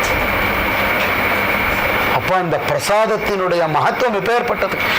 குக்குரஸ்ய முகாத் பிரஷ்டா, நாய் வாயிலேந்து கீழே விழுந்தாலும் அந்த பூரி பிரசாதத்தை எடுத்து சாப்பிடணும் அப்படிங்கிற ஆச்சரியமான அந்த பிரசாதம் சாக்ஷாத் பகவானே அப்படின்னு சொல்லி இன்னும் நிறைய அதற்கான கதைகள்லாம் சொல்றேன். நான் இப்ப நமக்கு சமயம் குறைச்சலா இருக்கிறதுனால சங்கேபமா சொல்லிட்டோம். சாண்டில்யன்னு ஒத்தன் அங்க போறான், அக்னிஹோத்திரத்தோட போறானா பெருமாளை சேவிக்கிறது. கேட்டது உண்டோ கதையில? அதனால பெருமாளை சேவிக்கிறதுக்கு அக்னிஹோத்திரத்தோட போனான். பெருமாளை சேவிக்கிறதுக்கு அக்னிஹோத்திரத்தோட போனான். அங்க போய் அவன் அக்னிஹோத்திரம் பண்ணிட்டு இருந்தான். அவனுக்கு யஜ்ஞ சிஷ்டத்தை சாப்பிடணுங்கிறது தர்மம். அதனால அந்த கோவில் பிரசாதத்தை அவன் சாப்பிடல. சாண்டில்யம் அந்த கோவில் பிரசாதத்தை சாப்பிடாம வந்துட்டான். ஊருக்கு வந்துட்டான். ஊருக்கு வந்ததுமே என்ன, அவன் சாப்பிடலைன்னா அவனை சுத்தி இருக்கிறவா சாப்பிட மாட்டான். அவனோட அனுச்சாரிகள் எல்லாமும் சாப்பிடல. அவனோட அனுச்சாரிகள் எல்லாமும் அந்த பிரசாதத்தை சாப்பிடாததுனால என்னாச்சுன்னா ஊருக்கு வந்தா. திருப்பி வந்தா. ஊருக்கு வந்ததுமே கொஞ்ச நாள்ல இவா எல்லாருக்கும் உடம்புல வியாதி, வாய் பேச வரல, எல்லாரும் மூக்காளா போயிட்டா, எல்லாரும் ஊமையா போயிட்டா. இவன் தவிக்கிறான். பூரி கஷேத்திரத்துக்கு அழகா யாத்திரை பண்ணிட்டு வந்தேன், என்னாச்சுன்னு தெரியலையேன்னு 3 நாள் தவிக்கிறச்சு. 3வது நாள் நரசிம்ம பகவான் இவனுக்கு ஒரு காட்சி கொடுக்கிறார். என்ன காட்சி கொடுக்கிறாரு அப்படின்னா, பகவான் சந்தோஷமா உட்கார்ந்துட்டு இருக்கார். லக்ஷ்மி வந்து தன்னுடைய திருக்கரத்தினால நெய்ய கொண்டு நிறைய அமுதெல்லாம் பண்ணி எடுத்துன்னு வந்து நரசிம்மர்கிட்ட கொடுத்தா. நரசிம்மர் சாப்பிட்டுட்டே இருக்கார். எல்லாத்தையும் வாங்கி சாப்பிடுறார். பாண்டமா சாப்பிடுறார். எல்லாரும் இவ்வளவு வேலை சாப்பிடலாம். வேதம் என்ன சொல்றதுன்னா, தஸ்மாத் விரண்ஹோ மனுஷ்யேப்ய உபஹ்ரியதே பிராதஸ்ச சாயஞ்ச. மனிதர்களாக இருந்தா 2 வேளை சாப்பிடலாமா, ஒரு வாட்டி கார்த்தால ஒரு வாட்டி நைட்டு. தஸ்மாத் த்ரிரண்ணஃ பசவஃ பிரேரதே. 3 வேளை பசுக்கள்லாம் சாப்பிடுமா. அப்ப மனிதர்கள் 2 வேளை சாப்பிடலாம் அப்படின்னு சொல்லிட்டு, அதுக்கு மேல நான் சொல்லல, அவாவா நீங்க தெரிஞ்சுக்கோங்க. ஆனா இதெல்லாம் நம்ம கிருஷ்ணருக்கு வேலைக்கு ஆகாது. கிருஷ்ணர் 8 வேளை சாப்பிடுவாராம். கிருஷ்ணர் 8 வேளை சாப்பிடுவாராம். அதனால அங்க நைவேத்தியம் என்னன்னு பார்த்தா, 7 நாள் மலையை தூக்கி நின்றுட்டார் இல்லையோ கிருஷ்ணர். கோவர்தனத்தை 7 நாள் தூக்கி நின்றுட்டார். 8 × 7 56. கரெக்ட் தானே நான் சொல்றது? தப்பா? 56 58? 56 தானே? 56. அதனால 7 நாள் கிருஷ்ணர் சாப்பிடலன்னு அவளுக்கு தாங்கலையும். அதனால அவ என்ன பண்ண, இன்னைக்குமே 56 ஐட்டம் ஒரு வேளையுமே பூரி ஜெகநாதருக்கு நைவேத்தியம். 56 ஐட்டத்தை வச்சுருந்தா நைவேத்தியம் பண்ணுவார். அதனால கிருஷ்ணர் பட்னியா போயிட்டாரு. அவ்வளோத்தையும் பெருமாள் வாங்கி சாப்பிடுறாரோ. சாப்பிட்டுட்டே இருக்கார். எவ்வளவு கொடுத்தாலும் தாயார் கொடுக்க சாப்பிட்டுட்டே இருக்கார். கையை விட்டு எடுத்து கையினால சாப்பிடுறார். ஸ்பூன்லாம் கிடையாது. நோ தர்ரி, நோ ஸ்பூன். கையினாலேயே எடுத்து சாப்பிடுறார். இதை இவர் சொப்னத்துல பார்த்தார். பார்க்கறச்சேவே இவருக்கு ஆனந்தம். தான் பண்ண தப்பு ஞாபகம், நான் சாப்பிடலையேங்கிறது ஞாபகம் வந்தது. பூரி கஷேத்திரத்துல சாப்பிடலையேன்னு ஞாபகம் வந்தது. சாப்பிட்ட பெருமாள் நரசிம்மர் என்ன பண்ணாருன்னா, அந்த பிரசாதத்தை தூக்கி, தான் வாயில சாப்பிட்டு இருக்கக்கூடிய பிரசாதத்தை தூக்கி எடுத்து அந்த அவன் மேல அடிச்சாராம். இந்த சாண்டில்யன் மேல அடிச்சாராம். உடம்பு முழுக்க பிரசாதம். சொப்னத்துல அவன் என்ன பண்ணான்னா, உடம்புல இருக்கிற பிரசாதத்தை எடுத்து இப்படி வாயில போட்டுட்டானே அவனுக்கு பேச்சு வந்துருத்தான். வியாதி உடம்பெல்லாம் அப்படியே க்ஷயமான உடம்பெல்லாம் அப்படியே நல்ல அபிவிருத்தியாகி நல்லா ஆயிட்டாராம். அவர் உருகுவாரே தவிர நம்மள பக்தியில உருக்குவர், சரீரத்துல பெருக்குவர், எல்லாத்திலையும் பெருக்குவர். ஹிருதயத்தை உருக்குவர், நம்மளுடைய சௌக்கியத்தை பெருக்குவர் பெருமாள், பூரி ஜெகநாத பெருமாள். அதனால அவர் என்ன பண்ணார்னா, இப்படி சாப்பாடை எடுத்து அவன் சாப்பிட்டதுமே, அந்த சாப்பாடு சாப்பிட்டதுமே அவனுக்கு அப்படியே புங்கமா பகவானை ஸ்தோத்திரம் பண்றான். ஆச்சரியமான வர்ணனை, அதெல்லாம் சொல்லவே முடியல. இது ஒரு சந்தர்ப்பத்தில் பார்ப்போம். அப்படியே பகவான் ஆச்சரியமா அவன் இப்படி சாப்பிட்டு இருக்கிறதுமே ரொம்ப சந்தோஷப்பட்டான். அப்படி அவனுக்கு தியானம் கலையிறது. எப்படி கலையிறதுன்னு, அச்சோ நமக்காக நம்மளுக்கு பின்னாடி வந்தவாள்லாம் சாப்பிடாம வந்துட்டாலே அவளுக்கு சாப்பாடு வேணுமேன்னு தன்னுடைய உடம்புல இருக்கிற பிரசாதத்தை இப்படி எடுத்துன்னு போய் அவளுக்கு கொடுக்கறதுக்கு ஓடுறான். சொப்னம் கலைஞ்சுடுது. கையில பார்த்தா பிரசாதம். அந்த பிரசாதத்தை எடுத்து தன்னுடைய சொந்தக்காரர்களுக்கெல்லாம் கொடுத்தா அவ சாப்பிட்டதுமே உடம்புலாம் அமிர்தமயமான தேகம் வந்துடுத்தான் அவளுக்கு. அதனால இந்த க்ஷேத்திரத்தினுடைய பிரசாதம் சாமானியம் கிடையாது, சாட்சாத் அன்னமயம். அன்னம் பிரம்மம் அப்படின்னு சொல்றது. இந்த இடத்துல இருக்கக்கூடிய இந்த எவர் ஒருவர் இந்த புரி பிரசாதத்தை பழையதுன்னு நினைச்சு தள்ளக்கூடாதான். நித்தியம் எதுவுமே சாப்பிடாம யார் எடுத்துன்னு வந்தாலும் தோஷ சம்பர்க்கா நவித்யதே அப்படிங்கிறார். பாச்சகானாம் து சம்ஸ்கார தோஷோ நவித்யதே அப்படிங்கிறார். பாச்சகர்களுக்கு ஏற்படக்கூடிய தோஷங்கள்லாம் இங்க கிடையாது அப்படிங்கிறார். எப்பேற்பட்டவா சம்ஸ்காரம், எப்பேற்பட்டவா சமைச்சாலும் இதை சாப்பிடலாம்னு சொல்லி இந்த அன்னத்தை அப்படியே சாட்சாத் பிரம்மமயமா சொல்லியிருக்கார். இந்த அன்னத்தை அன்னம் பிரம்மம், இங்க சாட்சாத் அன்னமை. இந்த பிரம்மத்தை யார், இந்த பூரி பிரசாதத்தை பழையதுன்னு நினைச்சுக்காம தூரத்திலேருந்து எடுத்து வந்தாலும் இது கங்க தீர்த்தத்துக்கு சமம்னு சொன்னார் இந்த பிரசாதம்.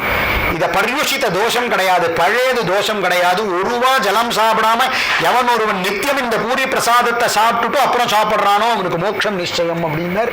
இந்த மாதிரி எவ்வளவோ சொல்லி இந்த பூரி பிரசாதத்தை நான் இன்னைக்கு ஏகாதசி உபவாசம் சாப்பிட மாட்டேன்னு சொல்லக்கூடாதான். கையில் எடுத்துட்டு வந்து கொடுத்தா உடனே வாங்கிட்டுருணுமா. ஏகாதசியா இருந்தாலும் வாங்கி சாப்பிட்டுருணுமா, கையில உடனே சாப்பிட்டுடணும். நான் அக்னிஹோத்திரி சாப்பிட மாட்டேன்னு சொல்லக்கூடாதான், தீட்சிதர் சாப்பிட மாட்டேன்னு சொல்லக்கூடாதான், உடனே வாங்கி சாப்பிட்டுணுமா. நாய் வாயிலேருந்து கீழே வந்தாலும் விழுந்தாலும் அந்த பிரசாதத்தை எடுத்து சாப்பிட்டா இது மோட்சத்தை கொடுக்கக்கூடியது அப்படின்னு அப்பேற்பட்டதாகி இந்த பூரி கஷேத்திரத்துல. அதனாலதான் பழங்காலத்துலலாம் அந்த பூரி கஷேத்திரத்துக்கு போயிட்டு வந்தா அவன் என்ன பண்ணுவான்னு ஒரு பிங்க் கலர் பையில சாதத்தை வடிச்சு அந்த சாதத்தை பிரசாதமா கொடுப்பான். அதை நம்ம ஆட்டெல்லாம் என்ன பண்ணுவான்னா கிரகங்கள்ல அரிசி பானையில போட்டு வச்சிருவா. எடுத்து சாப்பிடச்செல்லாம் அந்த பூரி ஞாபகம் வந்து இருக்கும். இந்த மாதிரிலாம் பழங்கால சம்பிரதாயத்துல உண்டு. இந்த மாதிரி அரிசியை எடுக்கச்செல்லாம் அந்த பூரி ஞாபகம் வரும். அந்த மாதிரியான எந்த தோஷமுமே இல்லை. இந்த ஸ்லோகத்தை சொல்றார், தீட்சிதர்களே சாப்பிடலான்னா சர்வ வர்ணா ஸ்ரமானாந்து இஹகதி அப்படின்னார். எல்லா வர்ணத்தாருக்கும் எல்லா ஆசிரமத்திற்கும் நான் சன்னியாசி சாப்பிட மாட்டேன்னு சொல்லக்கூடாது. இந்த பூரி பிரசாதம்னா உடனே வாங்கி சாப்பிட்டோம். எல்லா ஆசிரமத்தாருக்கும் எல்லா வர்ணத்தாருக்கும் அப்பேற்பட்டதாக இந்த பிரசாத மகிமை அப்படின்னு சொல்லி இந்த அன்னம் பிரம்மம் சாப்பிட்டு வயர் ரொம்ப சாப்பிட்டு மோட்சத்தை அடைய முடியும்னா பூரிக்கு போயிடலாம். சாப்பாட்டு ராமர்கள் எல்லாம் நாம் பெட்டியை பேக் பண்ணி பூரிக்கு போயிட்டோம்னா பகவான் நமக்கு அனுகிரகம் பண்ணார், சாப்பாடும் போட்டு மோட்சத்தையும் கொடுப்பார் அப்படிங்கிறதாகி ஆச்சரியமான பூரி கஷேத்திர மகாத்மியம். யதாதீதம் யதாமதி. ஏதோ தெரிஞ்சதை ஒரு வாக்சுத்தியர்த்தமாக இந்த கொங்கிலாச்சாரியானுடைய ஒரு சந்நிதியில சொல்லக்கூடிய ஒரு பாக்கியம் கிடைச்சது. எல்லாரும் பெரியவாளுடைய சந்நிதியிலையும் சொல்லக்கூடிய ஒரு பாக்கியம் கிடைச்சது. வாக்சுத்தியர்த்தமாக சுவாமி சந்நிதியில சொல்றதை நான் கருதுறேன். ஜெய போலோ சத்குருநாத மகாராஜ் கி.